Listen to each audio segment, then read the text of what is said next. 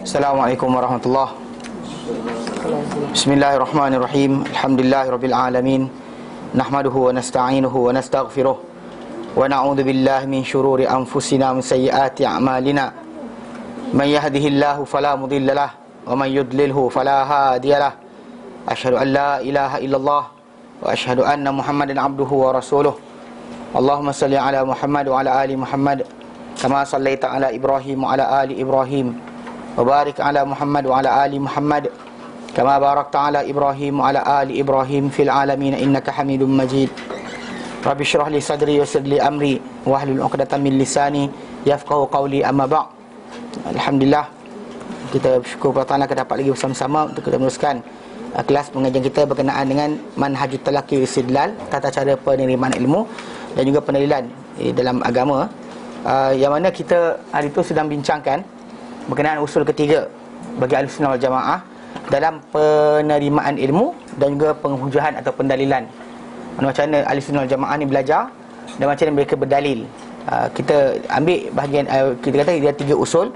Usul pertama mereka Ahlussunnah wal Jamaah ni adalah mereka mengagungkan nas. Mana bila mendengar qala Allah qala Rasulullah SAW, mereka kata sami'na wa ata'na. Tidak ada sebarang dalam diri mereka ni sebarang alasan untuk tidak patuh. Dan bahkan mereka dengar aja, mereka akan terus sami'na wa ta'na. Itu sifat awal. Kalau tidak masakan kita lafazkan asyhadu an la ilaha illallah wa asyhadu anna Rasulullah, dizahirkan pada ketaatan tadi. Islam itu dizahirkan ketundukan dan kepatuhan. Mana bukan dengan setakat gantung dekat rumah ayat Quran kan, agungkan nas, bukan dengan gantung ayat tu tapi kita tak patuh buat apa kan. Itu bukan dinamakan sebagai sebagai tanda sebenar pengagungan ataupun kepatuhan.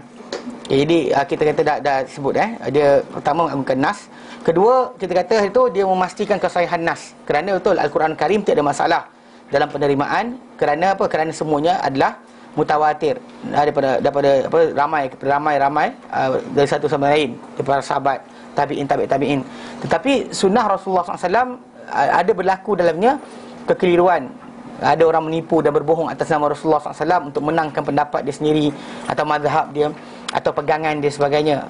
Kalau anda kata Rasulullah SAW, kita kata orang yang dekat kita pun dibohongi atas nama-nama orang berkenaan. Macam saya contoh tu yang orang kata tajuk Datuk Dr. Harudin alihkan jin pakai bas. Tuan badan kata tak ada, orang kata ada. Dan every time saya tunjukkan video tu semua macam, tapi saya dengar dulu, semua macam tu, tak puas hati. Sebab apa? Sebab walaupun tuan badan cakap, saya tak pernah buat. Tapi manusia, orang ramai masih lagi. Ini dalam 20 tahun 20 tahun je, 94, 95, 24, 25, kan hampir kita 20 tahun, 19, 18 tahun lebih kurang. Mana penipuan di atas nama seorang manusia ni tadi berlaku dan orang ramai tak tahu bahawa dia tu penipuan. Bahkan dia punya tuan badan kata saya tak pernah buat. Itu orang yang 20 tahun dengan kita jarak dia. Tapi kalau Rasulullah SAW 1400 tahun 1400 tahun, bayangkan berapa ramai di tengah tu sumbatkan idea dia. Macam zaman kita sekarang dalam SMS kan, Nabi dan malaikat jaga hujan lah sebagainya, macam-macam benda diletakkan dalam penyebaran. Kadang-kadang niat orang tu baik, tapi masalahnya sekarang ni kita dalam Islam ni tidak ada matlamat menghalalkan cara. Dia macam niat kita benda yang ibadat, benda yang bersifat orang kata harus, berdua-dua benda ni boleh jadi elok dengan niat. Ini ibadat kerana Allah Ta'ala, maka jadi niat. Jadi dengan niat kita jadi elok. Kalau kita ibadat tapi benda-benda ketaatan kepada Allah Ta'ala tapi kita buat kerana manusia, syirik. Okey, benda-benda yang mubah macam makan, tidur, berjalan sebagainya boleh menjadi ketaatan, boleh menjadi ibadat kalau sekiranya diniatkan dengan betul. Contoh macam katakan macam kita kata makan. Kenapa? Sebab nak membaca Quran lepas ni takut letih. Maka tidur pun sama. Kenapa tidur? Sebab tidur nak buat kerja lagi, nak sambung lagi membaca ataupun nak sambung lagi mentelaah Al-Quran. So tidur tadi tu ibadat. Okey. Tapi satu benda yang ketiga itu maksiat. Maksiat tak boleh tukar jadi ibadat. Dia tak boleh macam dengan niat yang baik, maksiat tadi menjadi kebaikan. Niat dia baik, tapi saya niat baik. Walaupun benda ni maksiat, tapi yalah, Allah Ta'ala tak benarkan. Tapi dengan niat saya yang baik, takkan tak boleh bertukar. Dia tiga benda tau. Ketaatan, maksiat, perkara yang harus, mubah. Yang ini dengan yang ujung ni betul. Dia bahkan yang ini memang sahih lah, mesti kerana Allah Ta'ala dan sebagainya. Maka jadilah ketaatan, jadi ibadat. Yang ujung ni pun boleh, tapi tengah ni tak boleh. Maksiat takkan menjadi ketaatan dengan hanya niat. Macam menipu atas nama Rasulullah, haram. Maka takkan dengan niat kita niat baik, maka tak apa, tak dibenarkan Islam. Yang sebab itu kita kata memastikan kesahihan nas tadi penting. Ini dilalui oleh para sahabat, para tabi'in lalui proses tadi. Macam Ibnu Abbas radhiyallahu anhu dia kata, yang kita nukilkan itu, dia berkata, dahulunya bila kami mendengar seseorang tu berkata, qala Rasulullah sallallahu alaihi wasallam, dia kata kami akan hadapkan wajah kami ke arah orang tu dan akan mengalir air mata kami. Mengalir air mata kerana terkenangkan Rasulullah SAW. Tapi setelah manusia ni dikata menyusul jalan yang mulia dan hina, mana tak kisah, orang jalan langgar je, tak kisah berkenaan dosa pahala, kan janji niat baik kan. Jadi datang Qadariyah, datang kumpulan yang pelik-pelik ni, maka datang ketika itu Ibnu Abbas kata apa? Kami tak menerima lepas tu melainkan daripada orang sekian je. Lain tu pun tak terima, dia kata. Atau Ibnu Sirin, Muhammad Ibnu Sirin pun kata macam tu. Dia kata dahulunya mereka itu para sahabat, para tabi'in ni menerima semua daripada Rasulullah ni, dia terima. Tetapi bila berlaku fitnah, pembunuhan Osman, berlaku pembunuhan para sahabat Nabi SAW, berlakunya perselisihan antara para sahabat, dan kemudian timbulnya Khawarij dan sebagainya, maka dia kata kami akan kata kepada orang yang bercerita kepada kami, samu lana rijalakum, beritahu kami siapa lelaki-lelaki kamu, siapa orang-orang meriwayatkan kisah tadi, daripada siapa. Lalu dilihat daripada ahli sunnah, maka diterima. Dilihat pelaku bid'ah, ditinggalkan. Itu yang perbuatan mereka, mana memastikan kesahihan nas. Pasal kita tahu bahawa ada orang akan menipu atas nama Rasulullah SAW. Dan bahkan Rasulullah SAW sendiri pun nyatakan, mana berikan satu bentuk hadis mutawatir. Hadis mutawatir mana setaraf dengan Al-Quran. Bila Nabi kata, man kadzaba alaihi muta'ammidan, dengan lafaz yang banyak. Tapi barang siapa menipu di atas namaku dengan sengaja, faqad maka ada minar, maka hendaklah dia bersiap sedia tempatnya di neraka. Maksudnya Nabi lafazkan benda berkenaan, dan dia berkata dalam hadis lain, dia berkata sayukzabu alayya, akan didustakan ke atas namaku. Sebelum Nabi sebut benda berkenaan, memang jadi betul. Dan bahkan benda ni mutawatir, berkenaan larangan menipu atas nama Rasulullah ni, memang kita kata telah kata dahsyat berlaku. Mana manusia ni macam-macam zaman sekarang dalam SMS kan, main letak je Nabi SAW tak suka makan ikan dan susu. Dia kan biasa kan dia edarkan. Ini dari segi pemakanan. Kalau dari segi perubatan dan sebagainya, cakaplah perubatan. Biar cakaplah benda tadi bahasa kajian. Janganlah cakap Rasulullah SAW bersabda. Haram kita mengatakan macam tu. Bahkan suka-suka nukil dia. Rasulullah telah menyatakan sekian. Perbualan apa? Perbualan iblis dengan Rasulullah, dengan Abu Bakar ke dengan Rasulullah? Berbualan. Dengan siapa? Ke Imam Syafi'i. Macam-macam lah benda macam ni. Kan iblis pun cerita, aku suka apa, aku tak suka apa. Iblis cerita. Jadi orang pun nukil kan. Mengarut betul. Tapi yelah, kita kata benda ni kerana apa? Kerana usul kedua ni kadang orang tak jaga. Okey, usul ketiga yang kita dah masuk sikit adalah berkenaan dengan apa? Kalau anda kata orang tu dah ada sifat agungkan nas, dia pastikan nas sahih, tapi kena ingat juga, dia kena apa? Kesahihan memahami nas, kena betul faham. Kerana kalau anda kata orang tu dia ada sifat mengagungkan nas, tapi dia apa? Dia dah cek hadis nas sahih, tapi dia tak faham nas tu macam mana, apa sebab nas tu disampaikan, maka dia akan masalah. Dia akan masalah. Contoh macam nas tu datang, macam saya sebut itu berkenaan dengan bila Nabi lafazkan syaitan melintas pada manusia melalui laluan darah. Itu hadis sahih.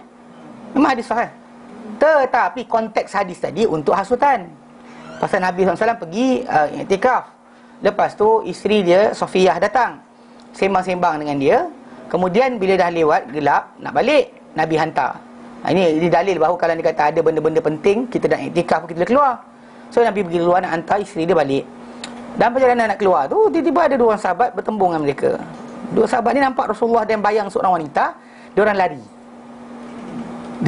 Bila diorang lari, Nabi kata, anda rislikuma, mari sini. Nabi kata, jangan lari. Lepas tu diorang datang. Bila datang jumpa Rasulullah, Rasulullah kata, cepat Rasulullah kata, ini isteri aku Safiyah. Lepas tu diorang kata, ya Rasulullah, subhanallah, takkanlah kami nak sangka buruk pada engkau. Logiknya orang cakap macam tu lah. Takkanlah ustaz buat macam tu. Contohnya ayat yang sebelah kan. Okey. Tetapi Rasulullah SAW kata apa? Nabi kata betul kamu cakap itu, tetapi aku bimbang ke atas kamu kerana syaitan melintas pada manusia melalui laluan darah. Okey. Bila baca hadis tu, kita baca the whole context, kita faham pengertian dia bukan untuk gigit orang, sakitkan orang. Tapi bila ada orang dia baca hadis tu, dia kata apa? Anda kena kanser. Kanser itu datang daripada syaitan dan jin. Maka bacalah surah Al-Baqarah, kerana surah Al-Baqarah dibaca, rumah tak dimasuki syaitan. Baca Baqarah, syaitan tak masuk dalam badan. Ni idea dia kata, tak nak kena kanser, baca surah Al-Baqarah. Okey, dengar lawak, tapi dia serius. Berapa ramai orang ikut benda macam ni. Sedangkan apa tu bila dia baca, kerana syaitan melintas pada manusia melalui aliran darah. Dia baca hadis sahih. Hadis itu sahih. Sifat dia mengamalkan nas tu ada. Submit awak ta'na. Tetapi apa? Faham salah. Konteks itu salah. Mana hadis tu sebut lain, dia baca tempat lain. Hadis tu ala ke sini, dia ala ke tempat lain. Okey, ini masalah kita kata. Kerana itu macam kita bincangkan dalam tafsir baru ni kan, ayat 195 surah Al-Baqarah.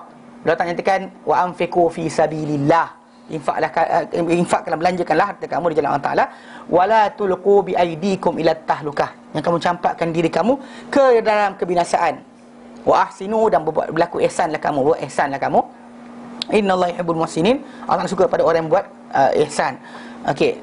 Bila kita baca ayat tu, konteks dia sebut je wala tulqu bi aydikum ila tahlukah. Ada orang yang faham, dia kata macam jangan minum racun, jangan cucuk badan, jangan sakiti badan. Itu maksud dia mencampak diri dan kebinasaan. Betul? Tapi para sahabat kata tak. Ayat ni datang ni masalah infak. Bahkan yang dikatakan kebinasaan itu adalah meninggalkan infak fisabilillah. Meninggalkan jihad fisabilillah. Itulah dikatakan maksud dengan apa? Mencampakkan diri dan kebinasaan. Ini dijawab oleh para sahabat dan hadis-hadis sahih. Bila orang tanya berkenaan ayat berkenaan, apa para sahabat semua jawab? Dia kata ayat ini turun. Contoh macam orang Ansar kata, ayat ini turun kepada kami. Dan kami dahulu bantu Rasulullah, tolong Rasulullah, kemudian berjihad. Allah Ta'ala beri kemuliaan kepada kami untuk bantu Rasulullah. Kami perang bersama Rasulullah, banyak peperangan, sehingga Islam menang. Islam nampak kuat, banyak orang masuk Islam. Sampai dekat situ, tiba-tiba ada orang ramai ni keluar, kita dah korbankan macam-macam benda, tinggalkan keluarga, tinggalkan anak isteri, rasanya Islam dah menang, dia kata. Apa kata kita stop je? Mana kita tumpukan sekarang ni, fasa berikutnya, tinggalkan benda ni, buat sumpu pada keluarga dan harta. Nak pinak lah, dia kata. Elok orang cakap macam tu je. Al-Quran berturun, wa anfiqu fi sabilillah wala tulqu bi aydikum ila tahlukah. Maksud dia kata sebenarnya dimaksudkan itu adalah meninggalkan jihad, tinggalkan infak fisabilillah dan jihad. Maka itulah kebinasaan yang dimaksudkan. Nampak? Pemahaman tadi kita kata, kalau dia kata orang salah faham, dia baca macam orang kita lah sering baca apa? Dia baca wal fitnatu asyaddu minal qatl. Biasa dengar orang, dia marah orang fitnah dia, wal fitnatu asyaddu minal qatl. Wal fitnatu asyaddu minal qatl. Sedangkan al fitnah itu adalah syirik. Syirik, kufur. Pasal ayat tu konteks dia apa? Konteks dia berkenaan dengan tajuk jihad, perang. Pasal Allah kata qatiluhum, apa waqatilu fi apa, Allah kata uqtuluhum haitsu Allah Taala nyatakan ayat berkenaan. Kalau kita balik ayat 193 94 193 94 yang sebelum daripada ayat 195 surah Al-Baqarah, kasi sebut berkenaan konteks ayat tadi. Allah Taala nyatakan apa berkenaan ayat itu, dia kata apa waqatilu fi sabilillah hatta la takuna fitnah. Peranglah, jihadlah kamu jalan Allah sehingga tidak berlaku lagi fitnah. Bukan fitnah tuduh menuduh. Fitnah maksud apa? Kufur, syirik. Itu sebab tajuk dia tadi kena faham lah. Konteks ayat kena faham.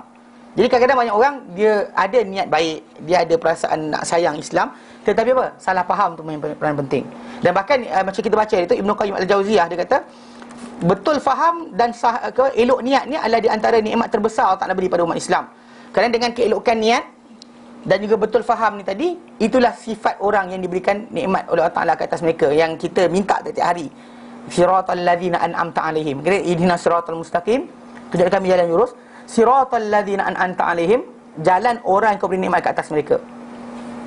Sebab apa kita kata itu sifat mereka? Oh, itu betul faham, okey, dan juga elok niat. Sebab Allah Ta'ala beri, suruh kita minta jauh daripada dua kumpulan. Ghairil maghdubi alaihim, bukan orang yang diberi apa, orang yang dimurkai ke atas mereka. Waladhdallin, bukan juga orang yang sesat. Orang yang dimurkai ni siapa? Orang sebut apa? Yahudi. Okey, tak. Itu satu contoh sebenarnya.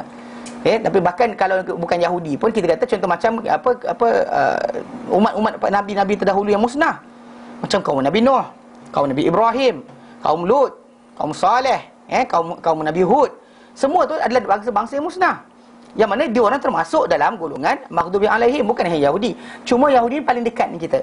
Jadi apa benda sebenarnya yang ada pada mereka? Ada para ulama menyatakan mereka ni faham, tahu mana betul mana salah.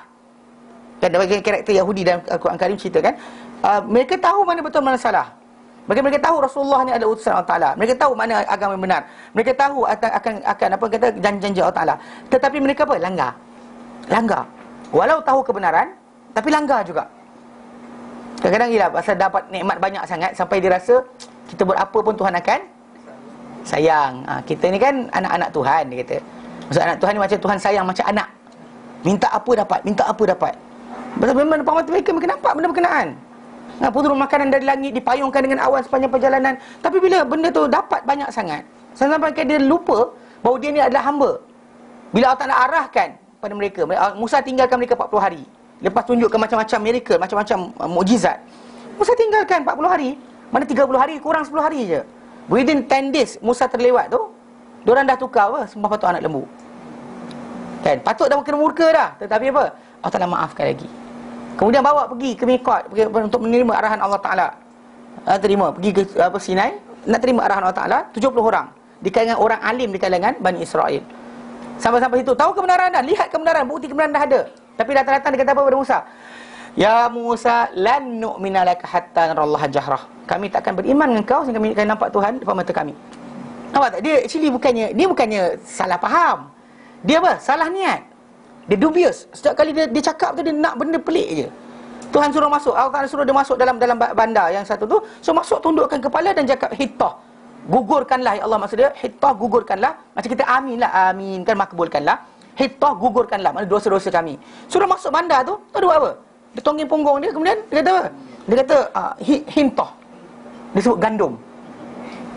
Dia main-main kan. Mana every time nak para nabi terangkan satu perkara, dia orang akan cuba lari. Kalau boleh lari. Boleh tinggalkan. Macam dia kata apa, Musa sembelih apa? Anak lembu kan. Sembelih lembu je, lembu. Para ulama menyatakan banyak tajuk dia pasal lembu tadi. Antara kenapa lembu yang dipilih oleh Allah Ta'ala supaya hilang dalam diri mereka ni sebarang pentakdisan, penyucian, rasa mulianya lembu tadi. So sembelih lembu. Dia satu sembelih lembu, dia kata lembu apa? Musa kata tak tua tak muda. Buatlah apa yang suruh. Dia orang kata lagi, warna apa? Tak, mana setiap kali dia bercakap tu, dia bukan bercakap kerana nak buat. Assalamualaikum. Dia bukan cakap kerana nak buat, dia bercakap kerana apa tau? Kerana nak elakkan kena buat. Ini kadang-kadang ada lah, bukan kat sini, kelas-kelas tempat lain. Dia orang ajar-ajar kan, cakap benda sekian. Tapi ustaz, kalau macam ni, dia silang macam tu. Dia sampai last sekali kalau ustaz sepit tak jawab, tak payah buat benda ni sebenarnya.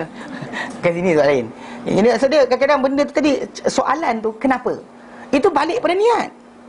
So meaning that orang Yahudi ni actually macam even bila Musa kata jangan kan Sabtu ni rehat, suruh ibadat. Kan dia buat panggil apa? Dia pergi buat palung dan semua sekalian dia letakkan ni untuk sekat juga ikan tadi. Maksud dia degil. Dia tahu salah. Dia tahu Musa utusan Allah Ta'ala. Tapi apa jadi? Dilanggar juga. Jadi ini dikatakan maghdub. Yang punca dia apa? Salah intention, bad intention. Niat salah. Tak pernah sincere pada Tuhan. Tak pernah sincere pada Nabi. Tak pernah sincere pada kitab. Itu bila Nabi kata ad-dinun nasihah. Agama itu tulus ikhlas, sincerity. Bukan agama itu bagi nasihat. Banyak orang salah terjemah. Terjemah je ad-dinun nasihah. Agama itu nasihat. Bukan. Agama itu tulus ikhlas. Dia sincerity. Para sahabat tanya, kepada siapa? Qulna liman. Maka Nabi berkata, lillah, kepada Allah. Mana anything apa Allah Ta'ala arahkan, jangan kita cuba cari dalam. Macam mana aku nak selewengkan sikit? Macam lepas juga. Kadang-kadang benda tu haram. Haram dah haram. Macam mana jadi kehalal? Tak? Ada orang dia macam tu, kepala dia. Orang macam ni, dia dubious, dia perangai dia pelik sikit. Benda sikit macam Yahudi punya perangai. Yang mana tahu kebenaran, tahu benda tu haram. Tahu makhluk, diri ni makhluk tahu. Tahu Allah Ta'ala Tuhan. Tahu utusan Allah Ta'ala telah datang. Tahu arah Allah Ta'ala tu wajib dipatuhi. Tetapi apa? Cari jalan. Macam mana nak lari? Macam mana kita nak lari? Dia kata. Yang haram ni jadi halal. Ini jadi masalah, dia kata. Bila kita macam di Malaysia ni kan, kita ada sistem apa? Pinjam. Tahu bai'inah? Bai'inah. Tahu kan? Sistem dia. Maksud dia macam ni. Terang kan. Awak, tuan-tuan nak pinjam duit pada saya. Okey, seorang datang. Saya kata nak pinjam duit pada saya, boleh. Tapi kena beli barang saya. Maksud dia barang okay. Barang ni saya jual pada tuan dengan harga katakanlah tuan nak punya apa? 10,000, 10,000. Okay, 1,000. Okay, saya jual pada tuan benda ni dengan harga 1,200. 1,200 Tapi tuan tak payah bayar sekarang, bayar installment. Okay. Sebelum sempat tuan bayar nanti, saya beli balik. Dan saya bayar pada tuan dengan apa? 1,000. Jadi tuan masih hutang saya apa? 1,200. So tuan punya installment saya bagi cash. So barang ni jadi perantara. Untuk apa? Untuk membolehkan benda berkenaan. Ini para ulama di tanah Arab marah sungguh dalam perkara ni. Kan di tanah Arab dia tak terima. Benda ni sama je, macam barang ni cuma objek pertengahan dia nak main-main untuk menjadikan boleh. Tapi ada para ulama nyatakan memang dalam kaedah muamalah ni, macam contoh macam Nabi SAW kan, benarkan tak benarkan beli tamar dengan tamar. Tapi Nabi SAW suruh tukar tamar tu pakai benda dirham, beli dengan dirham tadi. Tak, maksud dia benda tu still sama, cuma jangan direct. Jadi ada orang faham macam tu. Mungkinlah para ulama di Malaysia ni faham bahawa dalam muamalah ni boleh trik sikit.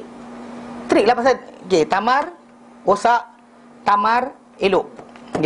Saya nak beli tamar ni direct tak boleh. Saya kena tukar ni yang ini rosak ni kepada dirham, kepada duit. Lepas tu daripada duit tadi beli benda ni. Direct ni kilo-kilo tak boleh. Kilo per kilo kan, tapi ini elok, ini kurang elok. Kilo per kilo tak boleh. Gram per gram tak boleh, mesti sama. Kalau sekilo, sekilo. Kalau 2 kilo, 2 kilo. Tapi kalau kita tukar pada duit, tak apa. Ikut nilai, yang ini akan katakanlah kata sekilo RM20. Yang ini sekilo RM10. So tolak ni RM10, kemudian ambil RM10 tadi, beli dengan nilai tadi. Dia kata tak apa. Jadi diorang ingatkan macam tu jugalah dalam kes apa? Pinjaman tadi. Pinjam duit tak boleh. Tapi pasal beli barang tak apa. Itu istilah dia. Tapi kata ada ini percanggahan lah. Tapi kalau dikatakan ikutkan sebenar, dari segi asasnya kita kata dalam benda-benda lain lah, banyak benda-benda lain. Benda-benda yang haram, Islam haramkan, jangan kita halalkan. Tapi bila bentuk perangai macam tu, jadi Yahudi lah. Kan Allah Ta'ala larang mereka makan lemak binatang. Diorang ambil, diorang cairkan. Kemudian mereka jual, makan hasil jualan tadi. Dia saya tak makan. Saya tak makan barang tu. Dia kata direct. Jadi Nabi SAW dalam hadis Bukhari, bila ditanya kepada Rasulullah SAW ketika Hajatul Wada', kita Fatul Makkah, Nabi SAW terangkan diharamkan jual arak, jual berhala, jual bangkai dan sebagainya. Jadi lepas bila Nabi sebut yang tu, ada orang ramai bercakap. Dia kata, ya Rasulullah, syuhumul maitah, lemak bangkai.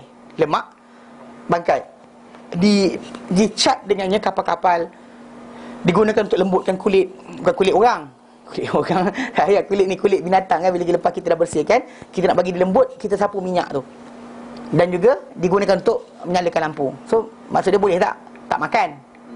Itu Nabi kata qatallahu al-yahud. Nabi kata tak boleh. Nabi kata Allah Ta'ala musnah kaum Yahudi. Mereka bila Allah Ta'ala haramkan satu benda, mereka haramkan mereka lemak-lemak binatang, mereka cairkan, mereka jual, mereka makan hasil dia. Jadi Nabi kata bila Allah Ta'ala haramkan satu benda, Allah Ta'ala haramkan nilai dia pun tak boleh. Dia punya value dia pun tak boleh kita pakai. Jadi secara tak langsung itu konteks macam mana dia orang dubious kan, berperangai tak elok dia. Niat tu sentiasa lari daripada arahan Tuhan. Kami tangkap ikan hari Ahad, tapi dia letak ni palung hari hari Sabtu. Itu contohlah. Jadi kumpulan yang pertama ni kumpulan salah niat. Kumpulan kedua yang kita kata yang bukan yang terkeluar daripada alladzina an'amta alaihim tu adalah ad-dallin. Ad-dallin ni adalah orang yang sesat, itu orang yang kita kata zaman sekarang orang tunjuk pada Nasrani lah. Okey. Tapi kenapa Nasrani ni bukan satu kumpulan je. Dia sebenarnya itu gambaran tu Allah Ta'ala letakkan nama tadi dengan nama yang umum. Dhalin, orang sesat. Dia adalah orang yang kita kata, kalau kita tengok pada Nasrani ni, pasal dia paling dekat dengan kita, dia ada niat baik untuk dekat diri pada Tuhan, tetapi dia apa? Salah faham. Tuhan sebut berkenaan dengan Son of God. Actually gelaran Son of God actually bukan Isa je dapat. Adam dapat, Ibrahim dapat. Lafaz yang sama, Son of God. He's a Son of God. Tapi diorang hanya sembah Isa. Kan nampak? Contoh macam bila kata tak ada anak tadi, ada sebut berkenaan dengan kedudukan manusia ni dengan Tuhan, dia agak salah faham. Banyak kali salah faham. Macam dosa Adam, kan dosa Adam AS makan buah syurga.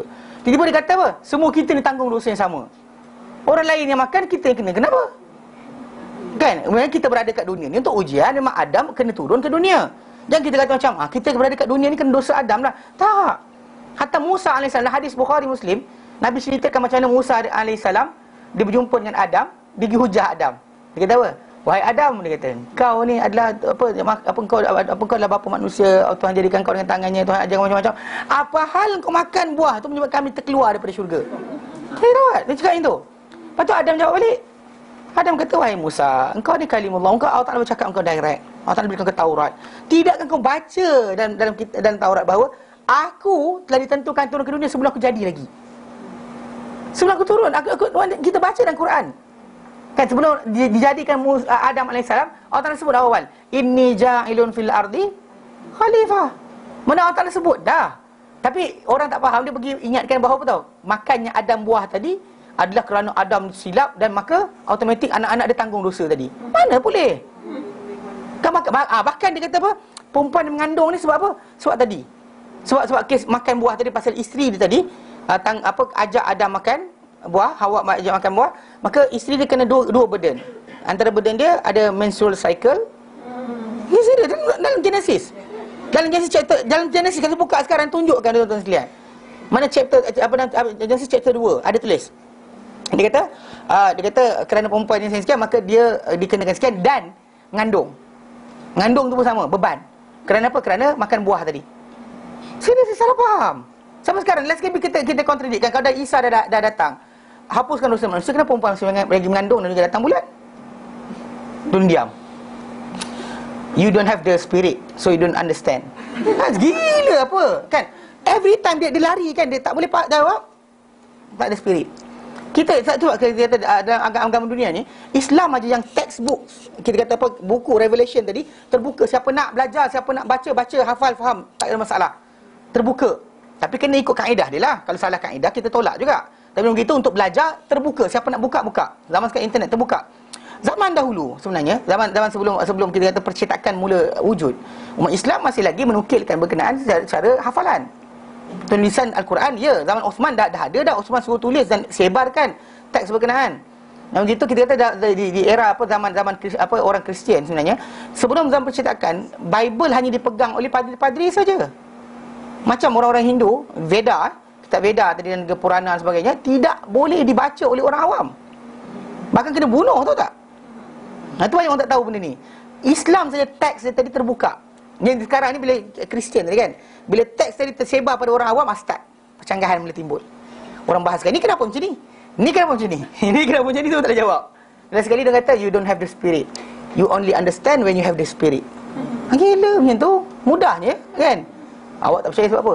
Bukan tak percaya, tak logik. Sebab apa? Awak tak ada spirit. La ilaha illallah la syarikalah. Tapi nak benda ni diorang cuba. Spirit dia maksud dia apa Holy Ghost. Iman. Tapi dia kata spirit tak juga. Dia kata pasal dia lebih kepada daripada revelation tadi tak sampai. Mana maksud orang tu bukan nak kata iman tak iman. Kalau iman saja percaya, itu sebab orang di sisi orang-orang barat. Dia kata faith and logic tak boleh combine. Dia kena berasingan. Faith and knowledge, dia kata. Faith and knowledge kena berasingan. Islam tak ajar macam tu. Islam tak ajar macam tu. Tapi bagi dia orang ya. Macam dia kata mesti asingkan. Pasal kalau bercampur je pelik. Memang dia pelik lah. Tapi dalam Islam tak. Kita belajar ni logik dan sekian semua jalan serentak. Logik dan juga iman tu serentak. Allah tak suruh kita belajar tanpa berfikir. Sebab dia tak ada banyak jawapan. Kita dalam Islam ni kita ada jawapan. Tu sebab kenapa Nabi SAW datang dengan agama yang sempurna. Diorang mungkin ketika zaman Nabi itu datang dah ada jawapan, tapi teks kita panggil manuskrip holy scriptures yang ada pada mereka tadi dirosakkan lepas tu, dibuang, ditambah, ditolak sesuka hati. Jadi secara tak langsung benda tu tadi macam contoh macam ni, dekat diri pada Tuhan kan, diorang Allah tak pernah suruh mereka tinggalkan perkahwinan. Semua para anbiya berkahwin. Datang pada orang-orang Kristian ni tinggalkan perkahwinan. Tinggalkan perkahwinan, teruslah kahwin, duduk dekat biara, jangan cakap apa benda, duduk di situ. Lepas tu kan, kalau rasa benda cakap dinding kan. Masalahnya kita kenapa kan? Apa pasal Islam tak suruh pun? Mana Allah tak pernah tuntut pada mereka tinggalkan perkahwinan, tinggalkan makan daging. Siapa kata Allah tak suruh mereka tinggalkan? Tak pernah. Bahkan Allah Ta'ala berikan kita nafsu ni tadi, guna kepada benda yang betul, dia akan menjadi kebaikan. Guna pada betul. Maka kita kata tadi ada keinginan nak tidur, berehat, boleh jadi ibadat. Dengan apa? niat. Kenapa? Saja suka-suka, tak nak. Dan tak ada suka-suka saja tu rugi, kita rugi. Kalau kita halakan setiap benda yang harus pun kita niatkan untuk kebaikan, maka dia akan jadi kebaikan. Dia akan jadi ketaatan. Dia anggap sebagai apa? Ketaatan. Tidur kita ibadat, jalan kita ibadat, makan kita ibadat, minum kita ibadat, pandang kita ibadat, berhibur kita ibadat, semua sekali ibadat. Kalau dia kata kita betul niat, tu beza. Jadi macam kita kata desire manusia tadi, contoh macam nak berkahwin dan sebagainya, Islam tak pernah kata jangan. Bahkan dengan perkahwinan itu seorang terdapat pahala yang banyak. Dia lebih besar daripada orang yang tak berkahwin. Maksudnya dengan contoh macam apa, dengan obligation yang berlaku seorang lelaki, bila dia hidup biasa cari makan untuk diri seorang, nothing. Tapi bila start dia ada isteri, kemudian dia cari makan untuk dia dan isteri dia dan secara tanggungan dia, benda tu jadi burden, tanggungjawab dan pahala. Mana itu banyak orang salah faham. Jadi perkahwinan itu adalah benda yang bukannya setakat burden. Tak, dia itu adalah apa? Pahala. Mana tidak lagi dia keluar rumah, letih penat dia kosong. Tak. Kali ni semua letih penat dia apa? Hatta menyaingi jihad fisabilillah. Bersaing dengan jihad fisabilillah. Bila kita sebut dalam Sahih Muslim kan, bila Nabi kata 3 dinar. Dinar kau beri untuk jihad fisabilillah. Dinar kau beri untuk kenderaan jihad fisabilillah. Mana dinar untuk jihad, dinar untuk kenderaan jihad fisabilillah. Dinar untuk kau beri untuk tanggungan kau makan. Dinar paling afdal ada dinar kau beri kau anak bini kau makan. Paling afdal. Boleh bersaing kita kata dengan jihad fisabilillah punya infak. Dia rugi kalau manusia tak fikir, tak faham. Kalau tahu tiap hari dia keluar pergi kerja tu, tiap hari dia keluar tu dah ada, itu adalah jihad. Dapat harta tadi, walaupun dia dua kat situ. Dia cari makan untuk diri dia sendiri, tapi apa? Allah Ta'ala berikan sampingan tu ada pahala. Ketika seorang niat siapkan. Niat tiap kali itu ada satu benda kan. Kita kata bukan maksud dia nawai itu. Dia sebenarnya orang tu nak tahu dia punya niat kan. Dia cuma tanya dia, kenapa aku keluar hari ni? Kenapa aku keluar hari ni? Kenapa aku datang belajar? Kenapa aku pergi kerja? Dia tanya, dia akan tahu apa benda dia buat. Dan kebiasaannya bila manusia ni sering hati dia terpaut dengan akhirat, every movement dia insya-Allah akan balik kepada sana. Kenapa sekian? Kerana Allah. Dia tak perlu niat direct. Jangan kena saja aku keluar pergi kerja apa daripada pukul 8 sampai 5 pagi petang apa mengikut imam kerana Allah Taala. Tak ada. Tak perlu. Bahkan madai dengan apa tahu? Dia ada kepautan dia dengan akhirat tu, itu benda paling besar. Sebab kenapa kita bila Allah Taala sebut man kana yu'minu billah wal yaumil akhir, siapa beriman Allah dan hari akhirat, hendaklah dia muliakan jiran dia. Muliakan jiran pun jadi ni kan. Hormati jiran. Kita hormati jiran matlamat apa? Supaya kalau rumah kita apa jadi dia boleh tolong tengokkan. Betul tak? Tak. Tapi Allah Ta'ala letakkan apa? Iman dengan Allah dan hari akhirat. Pasal orang tu bila dia punya intention macam tu, dia akan bergerak macam tu. Dia akan pandang pada semua tempat ni, ini pahala. Orang bayar lambat hutang dia boleh pahala. Kan? Okay, itu kita kata bila orang tu intention di akhirat, dia akan nampak macam tu. Jadi kalau orang tu intention di dunia, dia payah sikit. Dia bukan mesti lafaz. Nantilah siapa-siapa datang kelas Ustaz Kariman untuk tajuk asas penyucian jiwa tu, nanti saya tengah terjemahkan buku tu, kan kabut sikit kan. Jadi dalam buku tu ada terangkan secara detail berkenaan tajuk niat macam mana. Dia bukan mesti niat kan, tapi kita tahu kita keluar ni kenapa. Kalau orang tu kerunsingan di akhirat, dia tahu dia keluar tu kenapa. Kalau kerunsingan dunia, dia masalah. So jadi sebenarnya dia switch, sebenarnya bukan masalah orang tu nawai itu sajaku kan. Tapi sebenarnya adalah dia punya kerunsingan utama apa benda. Apa runsing utama dia? Kadang-kadang orang tu runsing bila tak sekian, tak ada duit dan sebagainya. Kalau runsing di dunia saja, dia semua perbuatan dia akan dunia. Tapi kalau kata kerunsingan di akhirat, dia tak kisah dunia, maka niat dia untuk benda-benda yang dia buat kerja, benda biasa, benda mubah ni tadi, akan jadi untuk akhirat. Dia akan jadi untuk akhirat. Mana semua benda. Kalau dia kata sekiranya duri cucuk kita pun hapuskan dosa, macam tu kan benda yang baik. Itu Nabi SAW nyatakan kepada para sahabat bila Nabi kata wa fi budhi ahadikum sadaqah, daripada kemaluan seorang kamu ni ada sedekah. Lepas tu para sahabat kata, Rasulullah, ayati ahaduna syahwatahu walahu biha ajr. Adakah seorang dengan kami ni datangi syahwat dia sendiri, keinginan, desire yang dia ada dalam diri dia, kebinatangan lah kan, dia punya animal act, adakah dapat pahala pula dengan benda berkenaan? Nabi kata, adakah kamu lihat kalau dia letak pada benda yang haram, dia dapat dosa? Begitu juga bila letak pada yang halal, dapat pahala. Nabi kata macam tu. Mana ini jelas. Tak ada disuruh dalam Islam ni buang desire. Tapi orang Kristian, dia salah faham, dia buang. Ini kan dia buat apa? 7 deadly sin. Pernah dengar? Dia kata glutoni, dia kata pride. Lepas tu envy, gluttony. Gluttony ke glutani? Gluttony. Okey, sengit mulut cakap Inggeris. Okey, betul? Dia ada apa lust. Lepas tu apa entah? Hate. Dia benda-benda ni kalau ikutkan macam contoh dia kata apa, macam envy. It's not something kita boleh buang.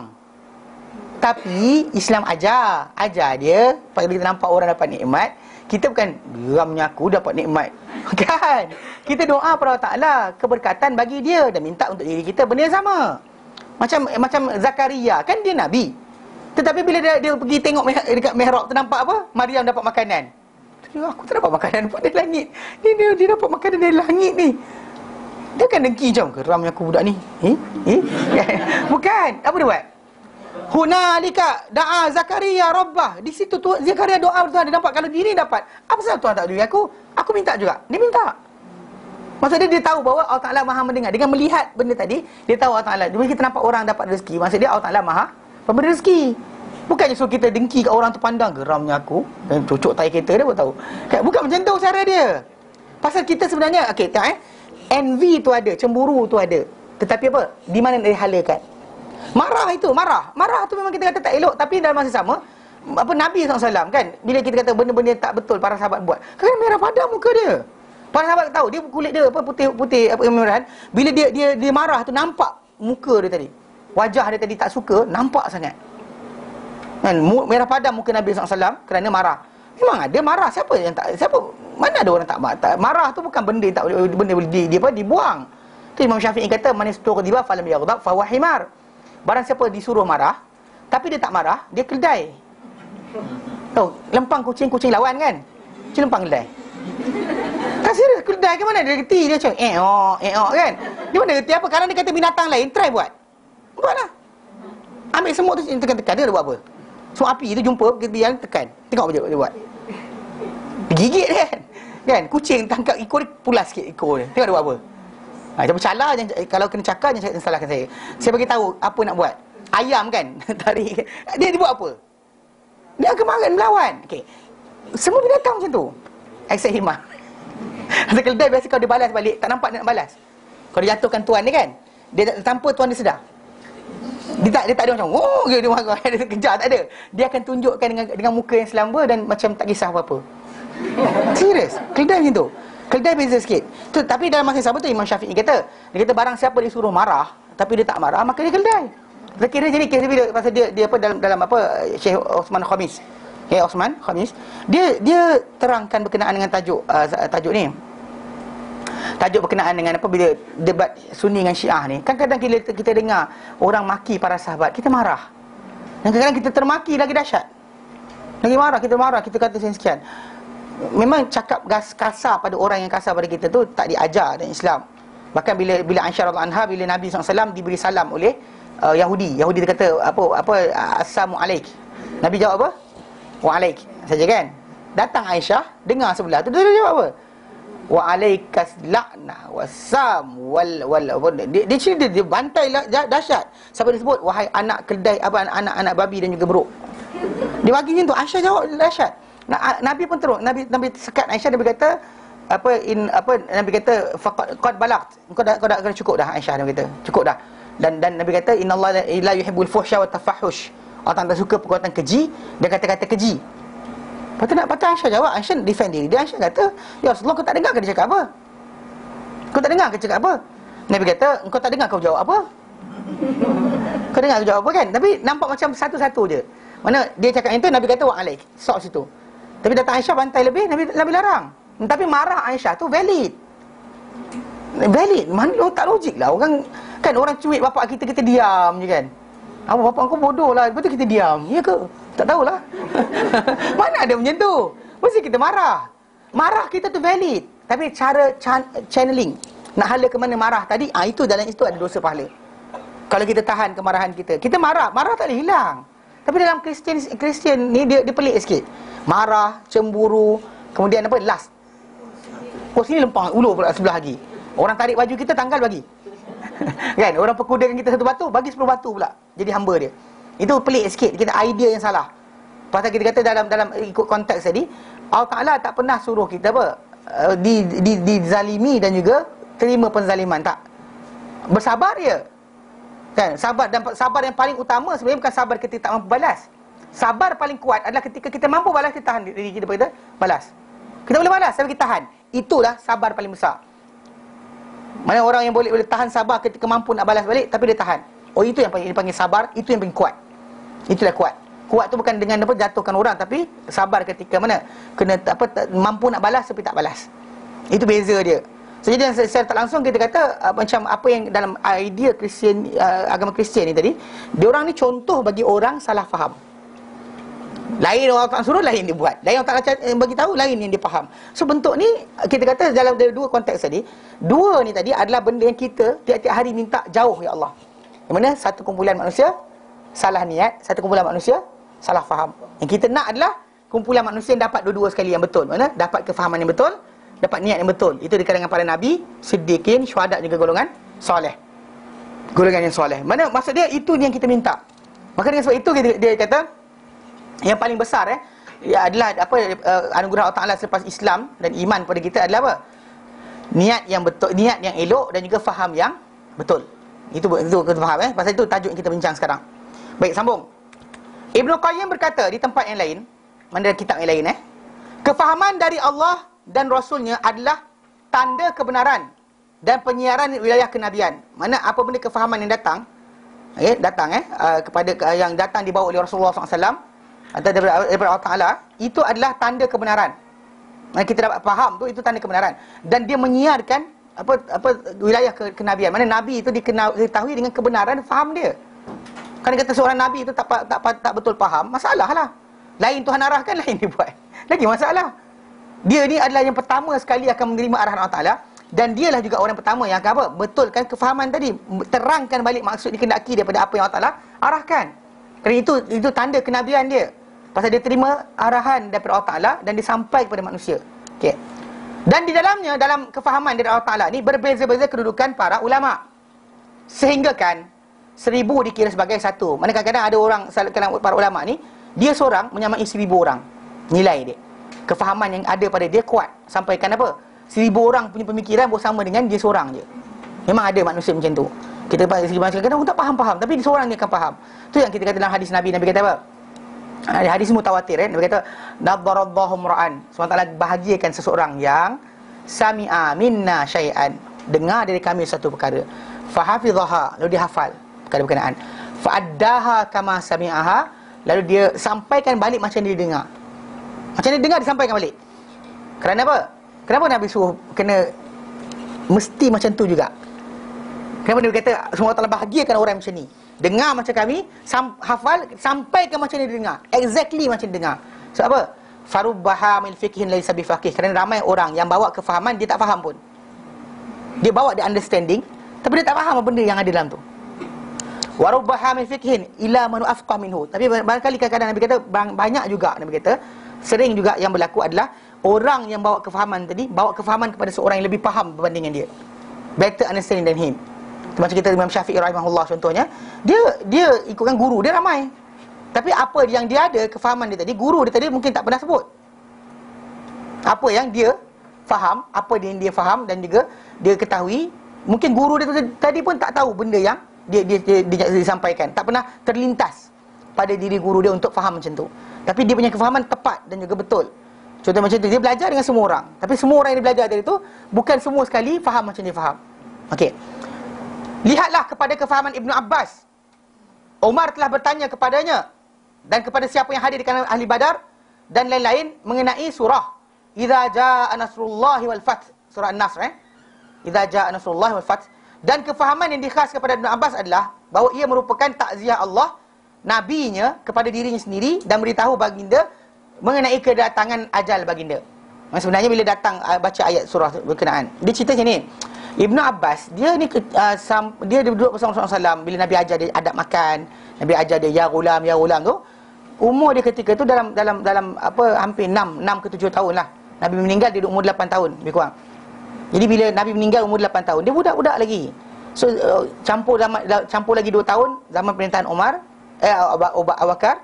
Bila zaman pemerintahan Umar, Umar dia ada satu perangai. Dia sekat semua para sahabat yang senior, ahli Badar, orang-orang awal Muhajirin, dia tak bagi keluar daripada Madinah. Dia kata korang lantik aku jantik aku jadi pemimpin, korang kena tunggu sini. Nanti kalau korang hilang aku nak tanya siapa? Kan jadi dia perangai Umar macam tu. Banyak benda-benda tu dia musyawarah dulu. Tapi dalam musyawarah dia bawa masuk Ibn Abbas. Bayangkan kita parlimen, Perdana Menteri bawa apa? Bawa cucu dia masuk dalam parlimen. Kata cakap apa? Kan umur budak-budak setahun, budak-budak kan budak baru 5-6 tahun, belasan tahun, dia masuk dalam mesyuarat kerajaan. Mestilah orang pening kepala. Pasal budak duduk sekali kan. Apa dah ayat taraf dia kan, pasal ikutkan dia dengan Rasulullah, hujung-hujung nyawa Rasulullah. Jadi ada dengan Rasulullah. Rasulullah boleh pindah tak ada. Dia tahun lepas daripada tu. Dia dalam 2-3 tahun sebelum Rasulullah wafat. Dia duduk dengan Rasulullah SAW 3 tahun, 3-4 tahun sebelum Rasulullah wafat. Jadi langsung orang akan cakap macam apa lebih budak ni. So Umar dapat tahu orang tak puas hati dengan dia. Maka Umar pun nak zahirkan kelebihan Ibn Abbas. Umar tanya orang ramai, serentak Ibn Abbas ada kat situ, tanya berkenaan dengan apa korang faham mengenai idza jaa nasrullahi wal fath. Bila datang pertolongan Allah Taala dan juga penaklukan. Mana penaklukan Mekah, Ustaz? Okey, mana apa kamu faham dari ni? So jadi ramai yang jawab Islam akan menang, Islam akan sekian, akan ada penaklukan, Allah Taala akan bantu, macam-macam keluar. Dia tanya Ibn Abbas kata apa? Ini ayat ini memberitahu bahawa Rasulullah akan mati. Betul dia kata tengok situ. Mana dekat situ kata Allah Taala Rasulullah akan mati? Mana dekat situ? Tulis. Idza jaa nasrullahi wal fath. Mana yang kata engkau akan mati wahai Muhammad? Ada? Tak ada kan? Tapi mana dia faham? Jadi kata apa? Dia faham dan Omar menyetujui beliau pada perkara tersebut. Sedangkan ia tersembunyi pada para sahabat yang lain selain mereka berdua. Tapi dalam hadis yang lain ada Abu Bakar pun faham macam tu. Bila dia baca ada ayat tu turun, Abu Bakar menangis. Bila dia tahu bahawa Rasulullah akan wafat. Sebab apa dia tahu Rasulullah akan wafat? Sebab bila Rasulullah datang tunaikan tugas sebagai apa? Rasul, utusan Tuhan. Dan semua risalah telah pun sampai. So lepas tu apa jadi? Habislah tugas. Itu sebab kenapa kena faham bila manusia yang tinggalkan dunia, maksud tugas dah habis. Jangan pening kepala, sepatutnya hidup lagi. Tak ada sepatutnya hidup lagi. Tak ada sepatutnya hidup lagi, tak ada. Pasal bila selesai tugas dia, connection dia dengan orang, rezeki dia tamat, dia akan mati. Mana apa yang Allah Ta'ala aturkan untuk dia rezeki, dia dah habis. Tak payah pening kepala dah. Kenapa dia mati? Tak ada kemana pun dia mati. Soalan kenapa dia mati tu tak boleh timbul. Jangan timbulkan. Pada ada orang tu kan, kita kata contoh macam kata accident tu. Kalau dia break awal, dia tak ni. Ada orang break awal mati juga. Seriously kan? Kan ada orang tak keluar rumah, mati kat rumah. Jatuh bilik mandi, koma terus. Mati. Ada orang kena langgar kereta, tak mati-mati baru ni ada pakcik seorang langgar tak mati. Hospital gitu je. Tak mati juga. Pelik kan? So manusia ni mati atau tidak tadi bukannya aturan sebenar yang kita fikirkan. Asbab Allah Ta'ala datangkan supaya jangan sampai tiba-tiba je hilang mati kenapa? Tak tahu. Allah Ta'ala datangkan asbab. Macam aksiden ke, kesakitan ke, penyakit dan sebagainya. Tetapi nak mati ke tidak tu Allah Ta'ala yang aturkan. Dan bahkan mati seorang itu memang kalau nak mati memang patut mati, dia mati. So pening kepala.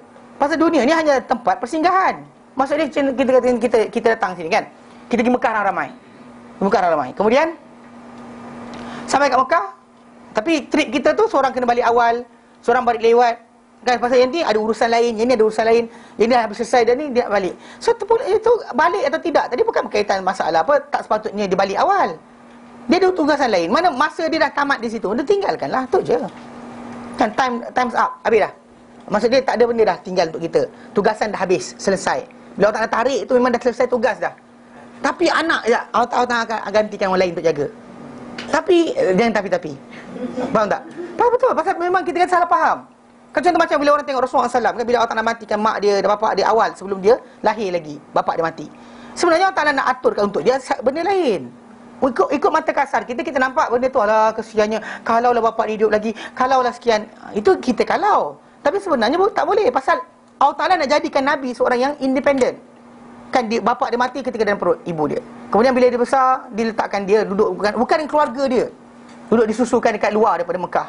Kemudian bila dia balik ke ni, lepas tu mak dia boleh kejap, lepas tu mak dia mati. Lepas tu atuk dia ambil, atuk dia mati. Kemudian bapak saudara dia ambil, bapak saudara dia miskin. Allah Ta'ala aturkan semua sekali tu. Supaya dia jadi seorang yang tidak apa, sikit ngengek. Kan whining. Ni nangis, sikit nangis. Tak. Itu sebab Nabi SAW seorang tabah. Kalau kita ni kena ejek gila, tujuh bangunan pun ada. Kan serius. Nabi orang kata dia tak pernah berbohong. Tiba-tiba dia kata benda berkenaan, orang kata dia penipu. Apa perasaan? Semua orang tak puas hati kan, walaupun kita ada orang kata lantakkanlah orang cakap apa. Still, tapi kena macam orang perempuan lagi. Kan orang jeling sikit gitu, macam tu. Begitu mata kat dia pun kan. Terus macam orang tu nak apa dengan aku ah? Kan. Padahal orang tu ada bulu mata masuk mata. Kan? Kan cuba fikir macam tu. Kalau kita fikir macam tu kita okey, positif betul tak? Kita jalan-jalan mana pun orang, oh dia sakit perut kot. Kenapa laju sangat dia bawa? Sakit perut. Oh, ada emergency kot anak dia bersalin. Cuba fikir macam tu. Tak ada kita buruk sangka dengan orang tapi kan. Dia obviously kita cakap ni mesti ni dengki dengan aku. Tak ada benda pun. Tapi konteks dia faham tak? Macam Nabi SAW tadi, bapak dia apa kita panggil apa dalam keadaan apa mati awal dan sebagainya, tak ada tempat dia bergantung, dia miskin, benda tu ada kebaikan. Dan Allah Ta'ala aturkan. Bukannya sia-sia, bukannya tak sepatutnya. Tak, dia sepatut. Allah Ta'ala aturkan. Macam yang saya sebut apa, Ali bin Abi Talib kan bapak dia miskin. Pun Nabi SAW apa kita kata dengan miskinnya bapak dia, maka dia dibela dalam rumah Rasulullah SAW. Ja'far bin Abi Talib pula dibela oleh Hamzah. So maksud dia dua orang anak Abu Talib diambil, dibela oleh orang lain pasal bapak Abu Talib miskin. Tapi dengan miskin ni tadi sebenarnya menyebabkan Ali dapat blessing. Itu apa? Dibela dalam rumah Rasulullah. Kan lagi baik. Kalau bapak dia kaya, Nabi mungkin tak ambil dia. So nampak tak? Dia benda tu ada aturan, orang tak aturkan. So mati cepat ke mati lambat bukan sebab. Kalau dia hidup lagi, tak ada kalau hidup lagi. Ya, jangan pakai kalau-kalau untuk kematian. Kalian faham Jadi maksud dia bila kita kata macam datangnya apa tamatnya tugas Rasul tadi selesailah. Mana dia Allah Taala patut matikan dia mati. Tapi Allah Taala beri pilihan, para anbiya diberi pilihan. Semua para anbiya sebelum mati diberi pilihan. Itu saja Nabi SAW lafaz terakhir dia adalah Allahumma ila rafiqil a'la. Ya Allah bersama teman yang tertinggi. Dia angkat tangan macam tu. Datang kita kelentong ummati. Apa pasal? Memang ada lafaz hadis ummati Nabi kata, tapi bukanlah hadis ini, hadis syafaat. Berita akhirat nanti Nabi kata. Bila aku dah sujud Allah Taala, aku dah puji Allah Taala puji-pujian yang aku tak puji Allah Taala mereka di sana nanti. Allah Taala kata, "Wahai Muhammad, angkat kepala engkau, minta dan kau diberikan, beri syafaat kau diberi syafaat." Lepas tu Nabi pun sebut di sana ummati. Di sana. Yang kita duduk sibuk kat sini kan, beri kelentong ni nangis tipu menangis tak tu. Betul sampai kata Rasulullah sakit badan ketika nak meninggal tu, Rasul kata sakitnya Jibril, kesakitan mati. Datang mana? Nanti dan TV9 dia tu siap macam tu. Menjijih mata ustaz tu. Ustaz bukan ustaz lah, orang apa facilitator tu. Kan? Sakitnya ya Rasulullah, sakitnya wahai Jibril, sakitnya mati ni. Mana ada? Nabi SAW dalam hadis di mata terlibat Aisyah radhiyallahu anha. Dan tangan dia ketika mana dia tengah apa? Sakaratul maut ni maksud dia mabuk mati. Bukan sakit, mabuk mati ni maksud dia sekejap sedar, sekejap tak sedar. Sekejap sedar, sekejap tak sedar. Dia sampai ambil air, letakkan tangan dia sapu muka dia. Dia kata la ilaha illallah, innal mauti la sakarat. Dia kata tiada Tuhan melainkan Allah. Sebenarnya mati ni ada kemabukan, mabuk mati dipanggil. Sedar tak sedar. Tu je sebab orang yang nak mati, dia cerai bini dia, tak belik. Tahu? Tak tahu kan? Nak mati kan dia tengah tak ada cakap dengan siapa. Tak tahu. Tapi dia cakap, ceraikan kau. Dia kata, tapi bini tak boleh, kena cerai dah. Kan? Tak boleh. So dia tak valid. Dia ketika itu, waktu berkenaan. Sakit nak mati ni menyebabkan orang tu punya kata-kata tak valid. Tidak diambil kira sepenuhnya. Faham? Atau tu sebab kenapa wasiat hanya dijalankan dengan 1/3. Sebab apa? Sebab dia sakit nak mati. Dia tak sedar. Dia tak terfikir benda lain. Dia kata dia salah fikir.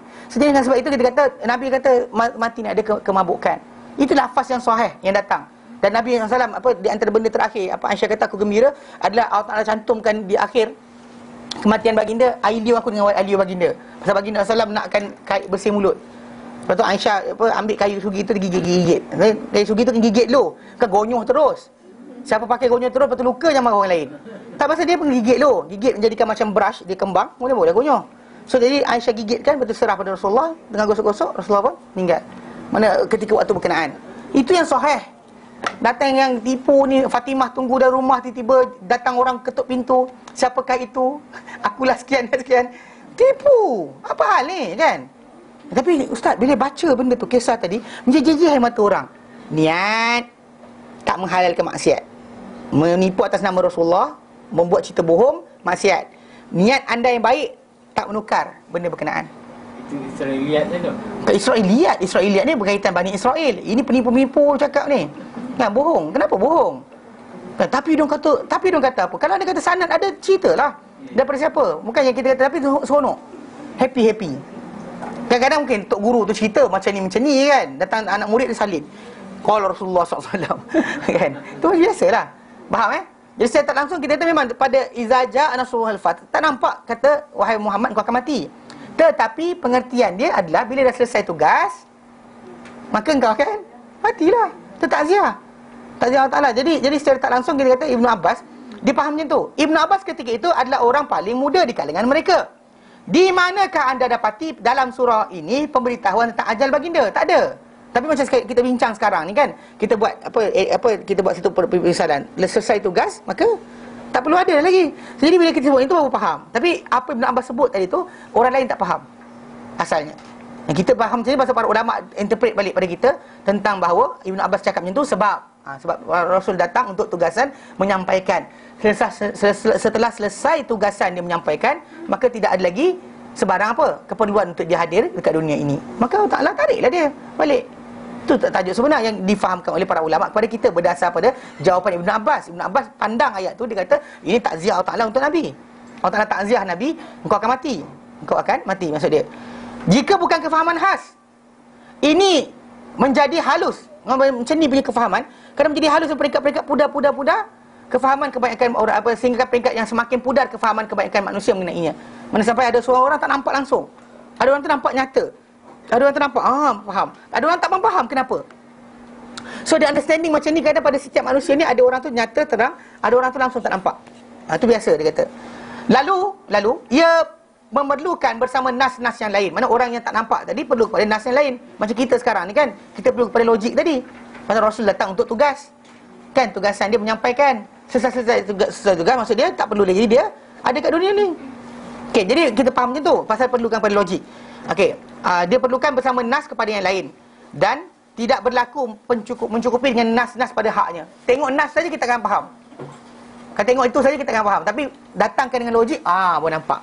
Tapi manakala pada hak orang yang memiliki pemahaman macam Ibnu Abbas radhiyallahu anhu, dia tak perlu bersama nas-nas kepada yang lain.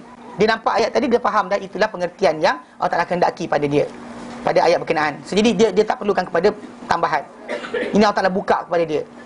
Dan itu yang Nabi doakan untuk dia, Allah faqihu fid din wa 'allimhu ta'wil. Tapi dalam masa yang sama tuan-tuan kena ingat, doa tu bukan ketika Ibnu Abbas bayi. Ibnu Abbas ketika Nabi tegur tu, Nabi doakan dia, umur dia dalam 6 atau 8 tahun. Pasal dia semayang malam dengan Nabi sallallahu alaihi wasallam. Kemudian ini macam ni. Kan dia semayang dengan Nabi sallallahu alaihi wasallam, dia belakang sikit. Nabi pegang tengkuk dia, tangkap tengkuk dia, Nabi tolak dia ke depan. Dia bagi selari dengan Nabi sallallahu alaihi wasallam. Bila Nabi letakkan dia daripada belakang ke depan kan, dia buat apa? Reverse. Nabi reverse, dia reverse. Nabi reverse. Dia semayang tu dia reverse. Lepas semayang Nabi tolak kat dia, Nabi kata, "Mali." Nabi kata, "Apa hal? Aku jadikan kau sebaris dengan aku, kau berundur dari belakang." Lepas tu dia kata, "Ya Rasulullah, adakah layak," dia kata, "aku duduk sebelah engkau, sebaris dengan engkau, sedangkan kau Rasulullah, engkau utusan Tuhan, aku tak layak aku duduk sebelah engkau." Maka Nabi pun ketawa dan Nabi kata, "Allahumma faqihhu fid din wa 'allimhu ta'wil." Nabi doakan dia dah besar. Kita ni bayangkan baby tu doa, dah besar-besar tak usah doa dah. Bahaya ni. Dia keras macam apa? Buluh kan, yang nak rebung tu yang boleh. Salah. Nabi doakan dia doa berkenaan ketika dia belasan tahun. Dia kita dah bukan belasan tahun, benda apa yang mencecah 10 tahun umur. Mana budak lagi ketika tu. Masih budak tapi bukannya bayi.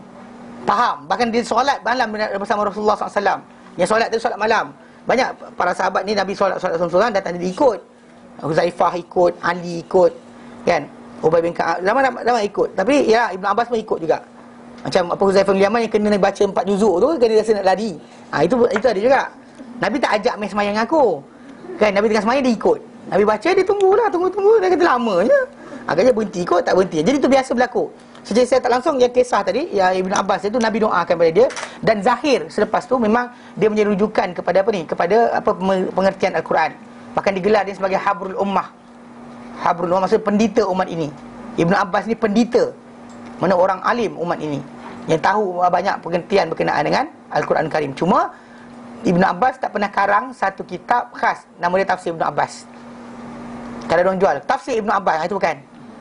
Bahkan kita dapat tahu pengetahuan Ibnu Abbas ni kadang-kadang daripada dia direct, Dan bukan semua ayat, ada ayat suara dia tak keluar dan tak tentu. Tapi kita dapat tahu pengertian ayat Quran tadi melalui dia cakap ataupun anak-anak murid dia, seperti Mujahid bin Jabr ataupun Taus bin Kaisan Al-Yamani. Itu yang kita anak-anak murid dia yang menyampaikan balik apa pendapat dia dalam pengertian Al-Quran. So, dengan sebab itu kita bila baca tafsir, kita akan merujuk dia dan rujuk pada anak murid dia yang belajar dengan dia. Pasal para sahabat belajar Quran dan ajar Quran bukan macam kita. Dia belajar 10 ayat, dia faham, hafal, amal, baru dia pindah ke 10 ayat yang baru. Faham Baik. Usul-usul ilmiah untuk memahami nas-nas syariah dan mempelajarinya. Ni usul-usul ilmiah. Bila kita nak belajar nas-nas syarak dan pelajari nas-nas syarak, faham dan pelajari, kita kena ikut garis panduan ini. Dia ada 6 atau 7 garis panduan. Di antara usul-usul ilmiah yang wajib disandar kepadanya di dalam memahami nas-nas syariah dan mempelajari nas-nas syariah adalah: pertama, bersandarkan kepada tata cara para sahabat radhiyallahu taala anhum. Mana maksud dia, kita nak faham cara para sahabat faham. First thing first, when you see any ayat Quran atau dengar sabda Nabi, tengok sahabat Nabi dulu. Sebab para sahabat Nabi dia orang adalah praktikal bagi benda tersebut. So, bila Nabi kata aqimus solah, dirikan solat, yang tengok Nabi solat siapa dulu? Diorang. Dan nak ajar dia solat betul ke tidak, siapa? Nabi. So, diorang dapat direct ajaran daripada Nabi SAW. So, dengan sebab itu, apa-apa ayat Quran atau hadis Nabi, kita nak faham, kita kena tengok sahabat dulu. Jangan pergi lompat bahasa, tapi ikut kamus ni, perkataan ni maksud lain. Tak, sahabat Nabi kata apa? Faham tak? Ini benda penting. Banyak orang salah faham. Betul, Ibn Qayyim Al-Jauziyah dia kata apa? Islam itu adalah Quran, Sunnah dan kefahaman para sahabat. Macam kita balik pada ayat tadi. Contoh ni, dalam hadis Nabi SAW, betul, Nabi SAW pernah jamak di antara Zuhur dengan Asar, Maghrib dengan Isyak. Bukan kerana ketakutan, bukan kerana hujan, bukan kerana musafir. Memang ada. Tetapi praktikal, dia para sahabat buat tak? So tu para ulama tak buat. Tadi macam suka hati, hari ni kita ada bola kan malam ni. Jadi macam mana? Kita sembahyang Maghrib ni sekali Isyak lah. Allah Akbar. Tak boleh. Tak boleh. Walaupun Nabi pernah buat, tapi bukan benda tu. Para sahabat praktikalnya para sahabat. Hadis tu sahih daripada Ibn Abbas radhiyallahu anhu. Dia kata Nabi pernah buat sekali. Tapi benda tadi dari sisi praktikal anda tak boleh buat. Pasal para sahabat tak tunjuk cara dia, asbab dan sebagainya. Kita terus para ulama tinggalkan. Hadis itu sahih tapi anda terpaksa tinggal. Sebab apa? Sebab para sahabat tak cerita pada kita secara detail cara nak buat benda tadi. Kadang dia kata para sahabat tunjukkan kepada kita cara dia. Macam wuduk kan? Wuduk, selain daripada dalam Quran kata muka, tangan hingga siku, kepala, kaki. Nak masuk air dalam hidung, kumur-kumur, kan? Ni, tangan, lepas bismillah pada awal wuduk tadi. Kemudian cara sapu kepala. Benda-benda tadi itu penjelasan para sahabat. Apa dia tengok Rasulullah buat. Kalau kita tinggalkan para sahabat punya pemahaman, dia masalah lah. Cara untuk kalau dia kata orang tu ada luka, cara untuk sekian. Benda tadi praktikal para sahabat lah yang membantu kita. Bila tak ada praktikal para sahabat tu yang orang terpaksa tinggalkan. Nas sahih, tapi tak boleh nak praktis. Pasal bila kita praktis tak betul macam para sahabat. Pasal para sahabat tak buat benda tu lepas zaman mereka. Mereka tak buat benda tersebut. Bila Rasulullah wafat tak ada mereka amalkan benda tadi. Kalau mereka amalkan, kita akan dapat nukilan daripada para tabi'in. Dan para tabi'in akan sampai kepada apa? Ulama-ulama 4 mazhab tadi. Faham tak? Itu sebab kenapa kita kata praktikal kita bukannya just orang tu ulama kita pakai, tak. Dia ambil mana? Hatta Imam Syafi'i rahimahullah bila dia kata berkenaan dengan wuduk batal ke tidak. Siapa datang kelas baru ni? Hari Sabtu 11.30. Ustaz tu ajar berkenaan dengan mazhab Syafi'i dan dalil. Ada. Ada kan? Ya, contoh macam berkenaan dengan tajuk masalah batal wuduk. Perempuan sentuh lelaki kan, atau lelaki sentuh perempuan. Kan mere touch batal. Benda tu bukan setakat berdasar pada dalil. Pasal para sahabat, para ulama dalam mazhab Syafi'i, dia orang selain tengok itu, dia tengok para sahabat kata apa. Contohnya fatwa yang keluar daripada Ibn Umar, Ibn Mas'ud menyatakan bahawa sentuh mere touch, Ustaz sebut disebut tak itu? Just a mere touch batal. Kerana fatwa para sahabat tadilah timbulnya tajuk ini. Lepas tu problem dia, Ustaz, boleh ke kita para sahabat bercanggahan, kita ikut mana satu kita nak? Ya, tak ada masalah. Pasal bila mana dalam hadis yang sahih berkenaan dengan Umar bin Khattab radhiyallahu anhu, dia pernah dengar Hisham bin Hakim bin Hizam baca suratul Furqan tak macam dia baca. Jadi kata, aku belajar dengan Nabi. Lalu bila dilintaskan, Hisham bin Mizan tengah solat, diri kan, diri solat, Umar lintas, Umar dengar dia baca suratul Furqan tak sebiji macam yang Nabi ajak. So Umar nak buat apa? Nak terekam. Lain baca surah apa ni? Lepas tu fikir balik, orang tengah solat dia diam, tunggu. Habis solat, dia cakap kawan tu punya tengkuk, dia tarik, heret. Sampai depan Nabi, Nabi kata, apa ni? Dia kata, ya Rasulullah, dia ni kan, inna hadha, dia sebut lafaz tadi tu, inna hadha, dia ni kan, dia baca suratul Furqan tak macam apa yang ini, apa yang aku baca. Engkau ajarkan aku suratul Furqan. Tak, dia baca lain daripada yang aku baca. Dan engkau yang ajarkan aku suratul Furqan. Nabi kata pada Hisham bin Mizan, baca. Dia pun baca. Habis dia baca, Nabi kata apa? Hakadha unzilat, demikianlah surah tu turun. Patut Umar baca engkau punya. Umar baca, Nabi kata, hakadha unzilat, demikianlah surah itu turun. Nabi iakan dua-dua sekali. Dia bukan one. Contoh macam kita tangan sini ke tangan kat mana kan. Tak kisahlah kalau orang tu perut buncit, payah nak letak macam tu. Dia jadi tengok keadaan lah. Kan maksud dia manusia. Jadi pemudahan dia tu terima. Janganlah pening kepala. Nabi kita satu, Quran kita satu. Kan? Kenapa kita lain-lain? Tak masalah pemahaman dalil. Tadi tak ada masalah. Atau apa yang para sahabat dengar hari ni. Kena ingat para sahabat dia bukan duduk dengan Nabi 24/7. Bukan ke semua macam tu. Ada yang macam Omar sendiri, seminggu duduk dengan Rasulullah, seminggu duduk kat kebun dia, sibuk bekerja. Seminggu dia dengan jiran dia gili-gili. Seminggu dia pergi, seminggu jiran dia pergi. So jadi macam tu. Jadi seminggu yang dia tak ada tadi, mungkin Nabi ajar benda lain yang dia tak belajar.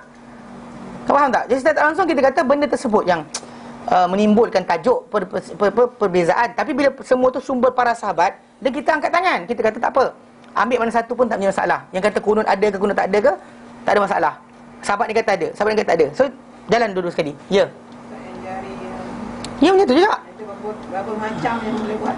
Tak, dia actually ada yang duduk naik kemudian turun balik, ada yang naik kemudian diam, ada yang gerak-gerak. Dia ada 4 benda lebih kurang. Tapi dalam masa sama semua tu reference dia apa sahabat tengok Nabi buat. Bukannya seorang tabi'in kata aku rasa aku macam ni, tak boleh. Ataupun seorang kata macam dia ni ulama, dia wali dan sebagainya, dia boleh buat, tak boleh. Pasal ini reference dia para sahabat. Itu tajuk pertama, bersandar kepada tata cara para sahabat. Para sahabat Allah Ta'ala anhum mempunyai kedudukan yang agung. Allah telah memuliakan mereka, meninggikan kedudukan mereka, mengangkat nilai mereka dan darjat mereka, memperakui kebaikan mereka daripada atas 7 langit. Mana Allah Ta'ala akui mereka ni bagus, baik, elok. Bahkan siapa ikut mereka pun elok juga. Okey, Allah Ta'ala nyatakan dalam surah At-Taubah ayat 100, Allah Ta'ala nyatakan a'udzubillahi minasyaitanirrajim, was-sabiqunal awwalun, dan orang-orang yang terdahulu, yang mula-mula, sabiqun al-awwalun, yang awal masuk Islam, mendahului masuk Islam, minal muhajirin wal ansar, dari kalangan muhajirin dan ansar, golongan ni, walladzina tabauhum bi ihsan, dan orang-orang yang ikut mereka, menyusuri jalan mereka dengan baik, mana follow them dengan elok. Radiyallahu anhum wa radu an, Allah Ta'ala redha terhadap mereka dan mereka redha terhadap Allah Ta'ala. Macam ni, ini Allah Ta'ala beri pujian, mana tak mati lagi Allah Ta'ala redha. Ini satu benda gelaran yang kita sebenarnya takkan dapat melainkan dekat syurga. Tapi kita sebut macam ni sebab apa? Allah Ta'ala dah letakkan dalam ni untuk para sahabat Nabi radhiyallahu anhum. Itu kita sebut radhiyallahu anhu. Sedangkan benda terakhir di akhirat nanti orang tu akan dapat dari syurga, lepas Allah Ta'ala beri macam-macam. Nah, di Bukhari Muslim, Allah Ta'ala beri macam-macam, dapat macam. Orang kata, nak lagi apa benda tak? Kata Allah, kau dah bagi kami masuk syurga, kau muliakan kami, berikan rezeki macam-macam, jauh kami dari neraka, apa lagi kami nak? Apa lagi kami nak? Maka Allah Ta'ala kata, aku berikan kamu keredaanku dan aku takkan murka pada kamu selama-lamanya. Itu terakhir, last benda Allah Ta'ala bagi. Lepas tu nikmat syurga tu berterusan lah. Cuma the last thing yang lepas Allah Ta'ala bagi macam-macam ni, Allah Ta'ala nak benda lagi tak? Dia pun kata, ya Allah, tak ada benda dah kami nak kan? Kami dapat, apa lagi kami nak? Tapi Allah Ta'ala pun berikan apa? Keredaan dia, yang mana dekat sana nanti. Tapi para sahabat tak mati lagi, Allah Ta'ala dah bagi apa? Radiyallahu anhum. Itu beza dia. Kan, bahkan orang mengikuti mereka pun dengan baik pun Allah Ta'ala berikan benda yang sama. Sebab kenapa kita kata ini kedudukan para sahabat Nabi SAW. Okay? Dan dia Ta'ala berfirman, Muhammadur Rasulullah, Muhammad utusan Allah. Walladzina ma'ahu asyidda'u 'alal kuffar ruhama'u bainahum, dan orang yang bersama dengan baginda asyidda'u 'alal kuffar, tegar ke atas orang kafir, ruhama, belas kasihan di antara sama-sama mereka. Tarahum ruk'an sujada. Kamu lihat mereka ni yang ikut Muhammad, yang bersama Muhammad SAW ni, tarahum ruk'an sujada. Kamu lihat mereka ni banyak rukuk, banyak sujud. Yabtaguna fadlan minallahi wa ridwana. Ya, dan mereka mencari ingin mendapatkan kelebihan dari Allah dan juga keridaan Allah Taala. Simahum fi wujuhihim min athari sujud. Tanda mereka pada wajah mereka adalah kesan sujud. Masa kesan sujud tadi dibincangkan, Imam Syafi'i kata cahaya nur muka dia, bukan kesan dahi hitam tu. Okey, tapi kadang-kadang orang kata dia pasal manusia ni berbeza-beza. Ada orang kulit dia moisturize sungguh-sungguh. Tak payah moisturizer pun letak tu 100. Kan? Jadi kira dia tak letak 100. Dan ada orang kan dia jual lotion, pakai lotion kan. Letak-letak tu kan dia check apa kekeringan kulit orang. Dan kita tengok lepas letak moisturizer, tengok. Oh, dia ni. Ada orang tu dekat pergi pasar raya, saya ingat sekali jalan dengan isteri saya. Lepas tu kemudian apa tahu? Orang tu dia nak jual moisturizer. Ni kan letak kat ni. Kemudian dia letak tengok. Tengok nombor berapa? Tengok lepas letak moisturizer, tengok apa jadi. Yang saya punya kulit letak je dah 100. Ada dia gelak, tak payah pakai dia kata. Kan ada manusia macam tu, kulit dia yang apa jenis berminyak, dia tak boleh mudah dengan tanda, sarung tanda. Kalau orang tu kulit kering dia tanda. Tanda tu adalah dye dari sejadah tu. Tak juga. Tak juga. Pasal kita aku biasa tak kita tanya siku kita dekat ni. Dye lah, tapi kalau dia kata orang tu sejuk atas batu pun jadi macam tu tak sebenarnya. Berdasar pada kulit dia kering atau tidak sebenarnya. Kalau dia kata orang tu tak ada sejadah. Kalau dan orang Arab tak suka pakai sejadah sebenarnya. Tak minat pakai sejadah. Kita orang Melayu kita justru pakai sejadah. Kalau orang Arab tak. Tapi kita Imam Syafi'i kata nur wajah mereka. Maksudnya non muslim masuk Islam lah. Mana orang-orang orang kulit hitam sekalipun bila masuk Islam kita tengok muka dia lain. Ada nampak muka dia ada cahaya. Kan bukan gelap kelabu je. Yang putih pun kalau dia kata tak Islam pun nampak juga buruk. Kan? Nampak kelam. Yang anda tengok artis, pasal artis pakai makeup. Kan? Yang tunjuk ketiak je. Kan? Buat ketiak kan. Ketiak saya putih. Kan orang tu saya jual ubat tadi tau. Simpan rumah ada ha. Kan kau ketiak kat orang kenapa? Yang satu iklan tu saya tak perlu sorokkan lagi. Dia koyakkan baju dia. Gila apa? Mana bagi saya benda tu haram. Sebab apa tau? Mengajak orang dedah aurat. Gila kan? Pakai benda tu terus dia tak malu. Mula malu. Kan? Takut ketiak nampak kat orang. Tiba-tiba apa? Lepas pakai ubat tu, tengoklah ketiak saya. Tak seronok. Baik. Zalika mathaluhum fit Taurah. Itulah pemisalan mereka, perumpamaan mereka dalam Taurat. Wa mathaluhum fil Injil, dan misal mereka dalam Injil pula kazar'in, seperti tumbuhan, seperti pokok. Akhraja syata'ahu, yang mengeluarkan apa? Yang keluarkan dia punya tunas. Fastaghlaza, kemudian dia makin menyubur, besar, menjadi kuat. Fastawa ala suqi, kemudian dia tegap di atas pangkal dia. Yu'jibu zurra', yang apa? Orang yang menanam dia pun sekali apa? Rasa takjub. Macam sikit je kita tanam tapi makin elok. Mana sahabat Nabi macam tu. Tidaklah dengan kekayaan, tidak dengan apa persenjataan, tidak dengan apa ni. Peliknya dengan apa dalam tempoh 23 tahun. Kan 23 tahun tu Rasulullah berada sebagai rasul. Tempoh penurunan Al-Quran. Tapi bayangkan dan tempoh yang singkat tadi Islam ditinggalkan Rasulullah SAW berjaya. Kan buat kerja tu bila ada orang kata apa, ada yang karang buku apa 100 orang paling berpengaruh dekat dunia ni, diletak Rasulullah nombor 1. Rasulullah dah tak ada. Tapi apa Rasulullah ajarkan berterusan sampai sekarang dihormati dan diagungkan. Tu beza dia. Dan yang mula-mula sekali melaksanakan adalah apa? Para sahabat. Dia tak tukar ganti. Lepas Rasulullah tak ada tukar syariat. Tak ada. Tak ada tukar ganti. Everything yang dia buat adalah ajaran daripada Nabi SAW. Dan bahkan berterusan terjaga. Tapi siapa yang menjaga? Mereka lah. Allah Ta'ala pilih mereka ni khas untuk menjaga apa? Menjaga Islam. Liyaghiza bihimul kuffar, supaya dijadikan rasa marah dengannya, dengan pokok tadi orang-orang kafir. Wa'adallahu alladhina amanu wa amilus salihati minhum maghfiratan wa ajran azima. Allah menjanjikan orang-orang beriman dan beramal soleh di kalangan mereka, iaitu bersama Muhammad tadi, maghfiratan, keampunan, wa ajran azima, dengan ganjaran yang besar. Okey. Jadi Abdullah bin Mas'ud, ini kita faham maksudnya Rasulullah SAW Allah Ta'ala pilih untuk baginda pengikut dan juga pendamping yang paling bagus. Itu sebab kita kata para sahabat ni manusia, tapi Allah Ta'ala pilih mereka ni untuk apa? Menjadi apa? Untuk jadi sebagai apa? Sebagai apa? Pembawa atau penerus pada syariat Rasulullah SAW. Itu penting dia. Yang kita salah faham. Jadi orang kata macam maksum. Tak, para sahabat tak maksum. Para sahabat tidak maksum. Tetapi mereka ni Allah Ta'ala pilih khas. Jika bukan mereka lah yang menjaga agama, nama dah buang. Kan orang ni rasa tak best lah ayat ni, kita buang lah. Kan? Ini susah sekali ni, buang. Kan sama kita sekarang kan? Sikit-sikit ada buang. Ini tak boleh buat atas amal ni, tafsir balik semula lah. Diorang tak macam tu. Diorang takkan tukar ganti agama ni dengan sebarang benda yang lain. Abdullah bin Mas'ud radhiyallahu anhu telah berkata, barang siapa yang mengambil tauladan, maka ambillah teladan pada mereka yang telah mati. Siapa-siapa nak tiru orang, you want to follow somebody, jangan follow orang yang hidup, follow orang yang telah mati. Kerana yang hidup tidak aman fitnah terhadapnya. Kalau orang hidup ni tak tahu besok lusa jadi apa. Hari ni dia bagus, besok dia jadi. Betul? Kan, kita banyak sejarah lah, kita tak sebut ni macam Arkam dulu, sebelum dia kumpulan macam-macam benda. Tok guru yang katanya kan, kadang-kadang macam-macam benda. Awal hidup dia bagus, ujung hidup dia jadi tak elok. Kadang Allah Taala tak berikan habuan yang baik.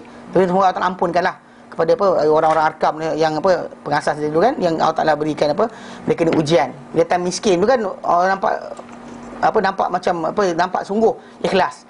Datang harta habis. Kan? Itu benda tu berlaku.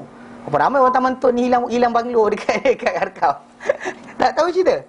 Tak tahu banyak syarikat-syarikat dia kena kelentong. Tok guru tu kan, wali-wali ni kan, kita sekian-sekian, habis cycle encourage.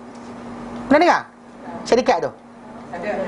Ada sekarang tahu kat mana syarikat tu? Syarikat tu adalah syarikat Muslim Melayu. Tapi lah pasal ikut tarekat tergadai. Tok guru nak bagi kan, orang ni kadang-kadang dah banyak harta tapi dah hujung-hujung nyawa tu tak ada benda nak buat kan. Tu datang kelas yang taklim, tapi hujung kami tak debit. Kalau kami debit rasa kan buat kena bayar sekian, ni kena bagus sekian kan. Actually bahaya sebenarnya. Hujung-hujung kadang manusia ni bila sampai peringkat tentu dia nak bertaubat, bila datang orang yang ajar macam tu, dia ingatkan shortcut to the heaven tu ada. Tak ada. Tak ada jalan pintas, tak ada. Kena beramal, kena iman, amal amal soleh kena buat. Jangan tunggu kata tak apalah dah jumpa ustaz ni, insya-Allah kita bersama dengan dia di syurga. Tak ada. Ini masalah dia pasal berlaku kes ni. Dan bahkan kita kata sebab bila sampai orang nak mati baru tahu, oh dia ni rupa makan harta, dia ni tipu orang. Awal hidup mungkin tak nampak, ujung-ujung sebab Allah Ta'ala berikan ujian kepada dia macam-macam, maka kita terikut. Lepas tu last sekali kita kata rosak agama rosak. Jadi sekarang ni kalau kita, itu Ibn Mas'ud kata, kalau siapa nak tiru orang yang dah mati. Seorang mati tadi sampai ujung dah habis, settle dah. Yang hidup ni masih lagi ujian datang. Ujian masih lagi datang. Jangan kita tak masuk pada manusia yang hidup ni, bahaya. Okay? Bahkan jadi, dan bila dia kata follow orang telah mati tadi, bukan pergi kubur dia. Maksud dia apa? Mereka itu ditunjukkan Ibn Mas'ud, mereka itu tu sahabat-sahabat Muhammad sallallahu alaihi wasallam. Mereka tu yang dimaksudkan orang mati yang dia disuruh ikut, orang ramai tiru ni adalah sahabat-sahabat pendamping-pendamping Nabi Muhammad SAW. Mereka adalah golongan terafdal umat ini. Memang tak ada siapa lebih afdal daripada para sahabat. Allah Ta'ala pilih mereka untuk menjadi penyebar Islam setelah kedatangan Rasulullah. Amanah yang mereka laksanakan sampai kita zaman sekarang ni, masih lagi tahu Islam itu benar macam mana Rasulullah laksanakan dengan sebab para sahabat. Kalau balik pada golongan macam Kristian, hilang dah. Isa solat. Kan Isa solat. Macam mana Isa solat? Kan sujud just prostrate, macam mana solat dia? Tak ada seorang pun tahu. Mana hilang. Dia ritual tu hilang. Puasa, Isa puasa. Isa solat macam mana Musa solat. Isa puasa macam mana Musa puasa. So para anbiya solat dan juga puasa. Tengok dia orang, tinggalkan syariat langsung.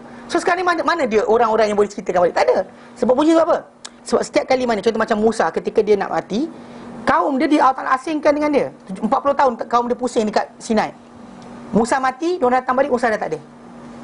Isa AS ketika dia ditangkap, dia nak disalib dan sebagainya, dia punya disciple semua lari, flat and forsake him, tinggalkan dia. Itu benda paling besar, paling berat dalam kehidupan dia. Mana jadi semua tak ada siapa yang eyewitness berkenaan dia kena salib, tak ada siapa, semua hearsay. Itu kita kata, jadi macam mana kalau dia kata Isa macam tu keadaan dia, so macam mana kitab nak terjaga? Bila Isa diangkat, kaum dia tengah lari, dikejar oleh kerajaan Rom untuk ditangkap dan sebagainya atas dasar permintaan daripada orang Yahudi sendiri. So in the end, apa jadi pada kitab? Habis. Macam tu juga dengan Musa AS punya ajaran. Secara tak langsung dia jadi hilang. Tapi para sahabat Rasulullah SAW, Rasulullah wafat, ratusan ribu para sahabat berada di sekeliling Rasulullah SAW. Puluhan ribu, ratusan ribu. Kalau dia Hajatul Wada' tu 100 ribu orang sahabat Nabi SAW bersama baginda ketika tunaikan haji. Tapi bila Nabi SAW, contoh macam ketika mana Nabi meninggal, para sahabat bersama baginda di sekeliling baginda. Itu sebab kenapa Islam itu terpelihara. Sebab para sahabat yang berada sekeliling baginda tadi. Kalau tak letakkan orang yang keliling para sahabat tadi jenis oportunis, suka buat sukati dan sebagainya, nescaya habislah Islam ni. Tukar ikut apa dia suka. Kan? Baik paling baik hati di kalangan mereka, di kalangan umat ini, dan paling dalam pengetahuan dalam kalangan mereka, paling sedikit memberat-beratkan di kalangan mereka. Manusia tak sibuk cari benda yang tak ada. Okey, paling baik hati, betul. Mereka paling, mana kita sekarang ni baik hati kan. Okey. Golongan-golongan Ansar, contohnya Ansar diorang sanggup kongsi harta dengan orang yang daripada Muhajirin datang. Okey. Saya tak nak kongsi harta. Katakanlah Singapura tenggelam. Lepas tu orang Singapura Muslim kat sana perlukan tempat tinggal. Okey. Siapa di rumah dia ada 3 biji bilik, 4 biji bilik, 5 biji bilik, boleh tak kongsi 1 bilik bagi pada Muslim yang tak ada tempat tinggal tadi? Angkat tangan. Angkat tangan. Tak serius. Benda tadi orang-orang Ansar kan, Muhajirin tu datang, tompang sekali apa ni kekayaan mereka ada. Mereka ada 2 bilik tingkat dia. Dia kata tinggal satu tingkat dia daripada keluarga dia tadi. Bayangkan macam tu sekali. Sanggup ke? Tapi para sahabat Nabi SAW, Ansar, sanggup. Bila Nabi kata, siapa nak ambil, ada orang datang dari luar, nak tinggal di Madinah sekejap, siapa nak ambil orang ni sebagai tetamu? Dia angkat tangan. Balik rumah, tak ada makanan kat rumah dia. Dia sanggup bagi makan malam daripada semua pada tetamu dia. Dia suruh anak dia tidurkan anak dia, kemudian masak makanan, tengah gelap makan. Dia tak makan pun, orang tu makan sungguh-sungguh. Kan dalam jalan jauh kita tak perasan, kita mengelantak je lah kan. Tapi dia, kisah tadi tersorok, tak ada siapa tahu. Sebab tak turunkan Al-Quran. Apa yu'thiruna ala anfusihim, mereka lebihkan orang lain kat atas diri mereka, walau kana bihim khassasah, sekalipun mereka ada keperluan. Surah Al-Hasyr ayat ke-9. Memang dahsyat. Paling baik hati, tak ada siapa boleh lawan lah. Serius, tak ada siapa boleh lawan. Okey, paling dalam pengetahuan, paling sedikit memberat-beratkan. Satu kaum, mereka ni para sahabat ni satu kaum yang dipilih oleh Allah untuk mendampingi nabinya dan menegakkan agamanya. Oleh itu kenalilah untuk mereka kelebihan mereka. Tahulah, kita kena tahu betul-betul apa kelebihan para sahabat Nabi, apa kedudukan mereka. Ikutilah mereka dalam kesan-kesan mereka. Berpeganglah dengan apa yang kamu terdaya dari akhlak dan agama mereka. Apa kamu mampu, buatlah daripada apa yang mereka buat. Seriously, kamu takkan boleh nak tiru langsung sangat. Tapi kalau boleh buat sedaya upaya, buatlah sedaya upaya apa yang mereka buat. Kerana sungguhnya mereka berada di atas petunjuk yang lurus. Diorang di atas petunjuk lurus. Dioranglah allazina an'amta alaihim, mula tu, diorang adalah orang berkenaan. Kerana syuhada dengan mereka, solihin mereka, siddiqin juga mereka. Kan nabi lah, nabi lah. Anbiya bukan mereka lah, tapi dalam masa sama mereka lah golongan yang siddiqin, syuhada dan juga solihin yang Allah Ta'ala maksudkan. So kita kena faham betul-betul kedudukan para sahabat tadi. Jadi nak tiru mereka. Sebab kenapa follow para sahabat dulu. Bila kita nak faham ayat Quran, faham cara mereka faham, bukan faham cara kita faham. Kan saya suka hati, tak boleh, kena tengok sahabat faham macam mana. Di sini kita kata asas pertama untuk seorang tu faham nas adalah apa? Cara para sahabat Nabi sallallahu alaihi wasallam. Nanti kita sambung kemudian insya-Allah. Ada soalan? Ustaz, tadi yang 3 dinar tu repeat Ustaz. 1 dinar untuk fisabilillah. Dinar untuk jihad fisabilillah, jihad fisabilillah. Dinar kenderaan jihad fisabilillah. Kenderaan. Okey, dan terakhir dinar untuk apa, tanggungan keluarga kau. Maknanya yang tanggungan untuk keluarga tu Lebih afdal. Maaf. Lebih afdal. Di sisi Allah Ta'ala paling afdal yang terakhir sekali. Yang dinar untuk keluarga makan. Paling ada yang 2 jihad. Ya, saya. Memang. Ada satu doa ambil tapi ummati Allahumma tu je lah. Ya, saya. Allahumma. Saya baca ummati. Tu dia kata Allahumma ila rafiqil a'la. Ya Allah, bersama-sama teman tertinggi. Allahumma Ila rafiqil a'la. Yang Nabi sebut tu, tapi bukan kita. Itu Nabi ketika tu Allah Ta'ala bagi pilihan. Kau nak mana? Nak kekal ke? Kau nak pergi ke sana? Tu Nabi kata, ya Allah, bersama teman tertinggi. Nabi cakap macam tu. Bukan, itu kan doa untuk orang nak mati. gitu tak payah doa lah. Bukan. Itu untuk Nabi je. Dan Nabi dia beri pilihan. Kau nak pergi mana? Ya Muhammad, kau nak kekal kat sini ke? Kau nak pergi ke sana? Tu Nabi kata, ya Allah, bersama teman tertinggi. Teman-teman dia yang tertinggi. Boleh kita rasa sikit tentang hadis yang wanita boleh musafir tanpa teman. Wanita musafir tanpa mahram. Rasanya dah jelas kot apa yang jadi sebenarnya ni dalam hadis Nabi SAW, Nabi kata apa? La yusafiranna, tidak akan bermusafir seorang wanita yang beriman dengan Allah dan akhirat. Ada riwayat 1 hari semalam, 2 hari malam, 3 hari 3 malam dengan tanpa mempunyai mahram. Lafaz hadis ni jelas, nyata bahawa perjalanan, the movement daripada satu point A ke point B, wanita tadi nak berjalan, kalau perjalanan tu jauh, dengan tempoh jarak tadi, maka seboleh-bolehnya perempuan tadi tak dibenarkan untuk, berkata kalau beriman dengan Allah dan akhirat, dia takkan musafir melainkan dengan punya mahram. Itu jelas dan nyata. Dan maka para ulama berpegang dengan zahir lafaz berkenaan, tidak ada sebarang kata apa kelonggaran. Cuma dalam mazhab Syafi'i, diorang lihat tak mengapa wanita tadi kalau musafir dengan wanita-wanita yang ramai yang dipercayai. Dan juga bahkan diorang merujuk, dan tajuk ni kalau kita buka dalam kitab fiqh adalah berkenaan dengan tajuk musafir haji. Pasal Nabi SAW pernah, bila ada seorang wanita nak pergi haji, tak ada mahram, Nabi suruh suami dia pergi temankan. Menunjukkan bahawa benda berkenaan kita kata adalah di antara perkara-perkara yang dituntut dalam Islam, mesti ada wanita tu ada mahram. Cuma orang kita zaman kita sekarang ni dia kata, tapi ustaz kena travelling, kena work, bla bla bla sebagainya, itu terpulang masing-masing. Kan? Tapi asal-asal perbuatan tadi kita kata elakkan. Nak kata benda tu dosa besar masuk neraka, bukan kerja kita menghukum orang. Okay, tapi asas dia memang Nabi tak benarkan. Cuma yang timbul tajuk dalam hadis Adi bin Hatim, Nabi kata dengan dia, kalau kau hidup, dan dah Sahih Muslim dia kata kalau kau hidup lama, kau akan nampak nanti seorang wanita keluar daripada kawasan di Iraq tu, pergi tunaikan haji, kemudian balik seorang-sorangan, tak ada siapa tak takut mereka Allah Taala dan Allah Taala saja. Mana lafaz tadi seolah macam membenarkan. Dan perempuan lelaki kata, Adi bin Hatim kata, aku dapat lihat wanita tu datang tunaikan haji berseorangan. Maksud dia, cuma tajuk dia sekarang ni, adakah dibenarkan ke? Ataupun Nabi cerita berkenaan dengan tanda di antara benda akan datang amannya dunia ni sampai macam tu sekali.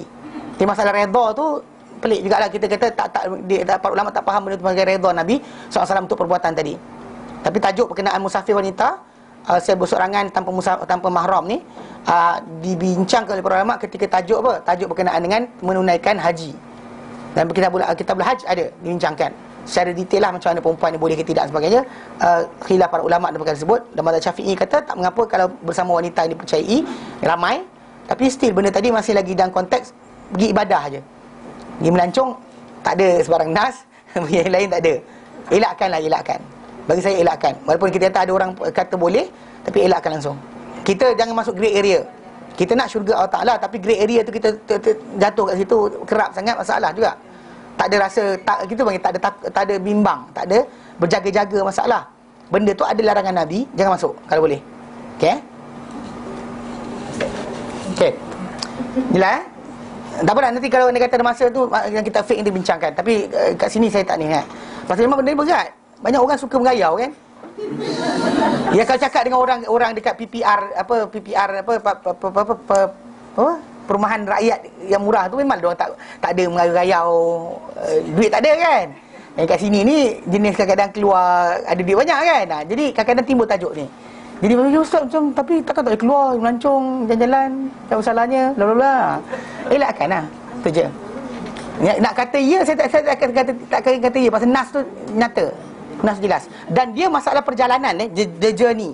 Katakanlah suami kita, teman kita sampai situ. Lepas tu kita dah ada tempat tinggal sebagainya, dia balik. Tak ada masalah. The journey, perjalanan tu. Bukan masalah duduk kat sana. Duduk kat sana dia ada rumah sewa dan sebagainya, macam kita hantar anak kita pergi belajar.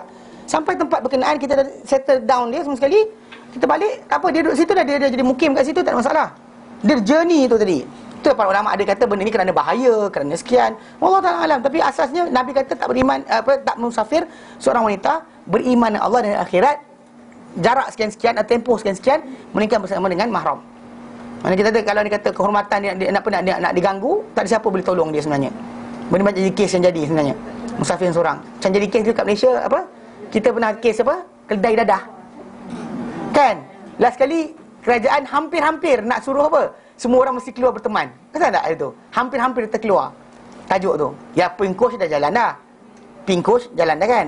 Tapi yang itu hampir-hampir terkeluar. Sebab apa? Sebab kadang-kadang lelaki ni dia tegah boleh kata say no. Kata tak nak, saya tak nak bawa.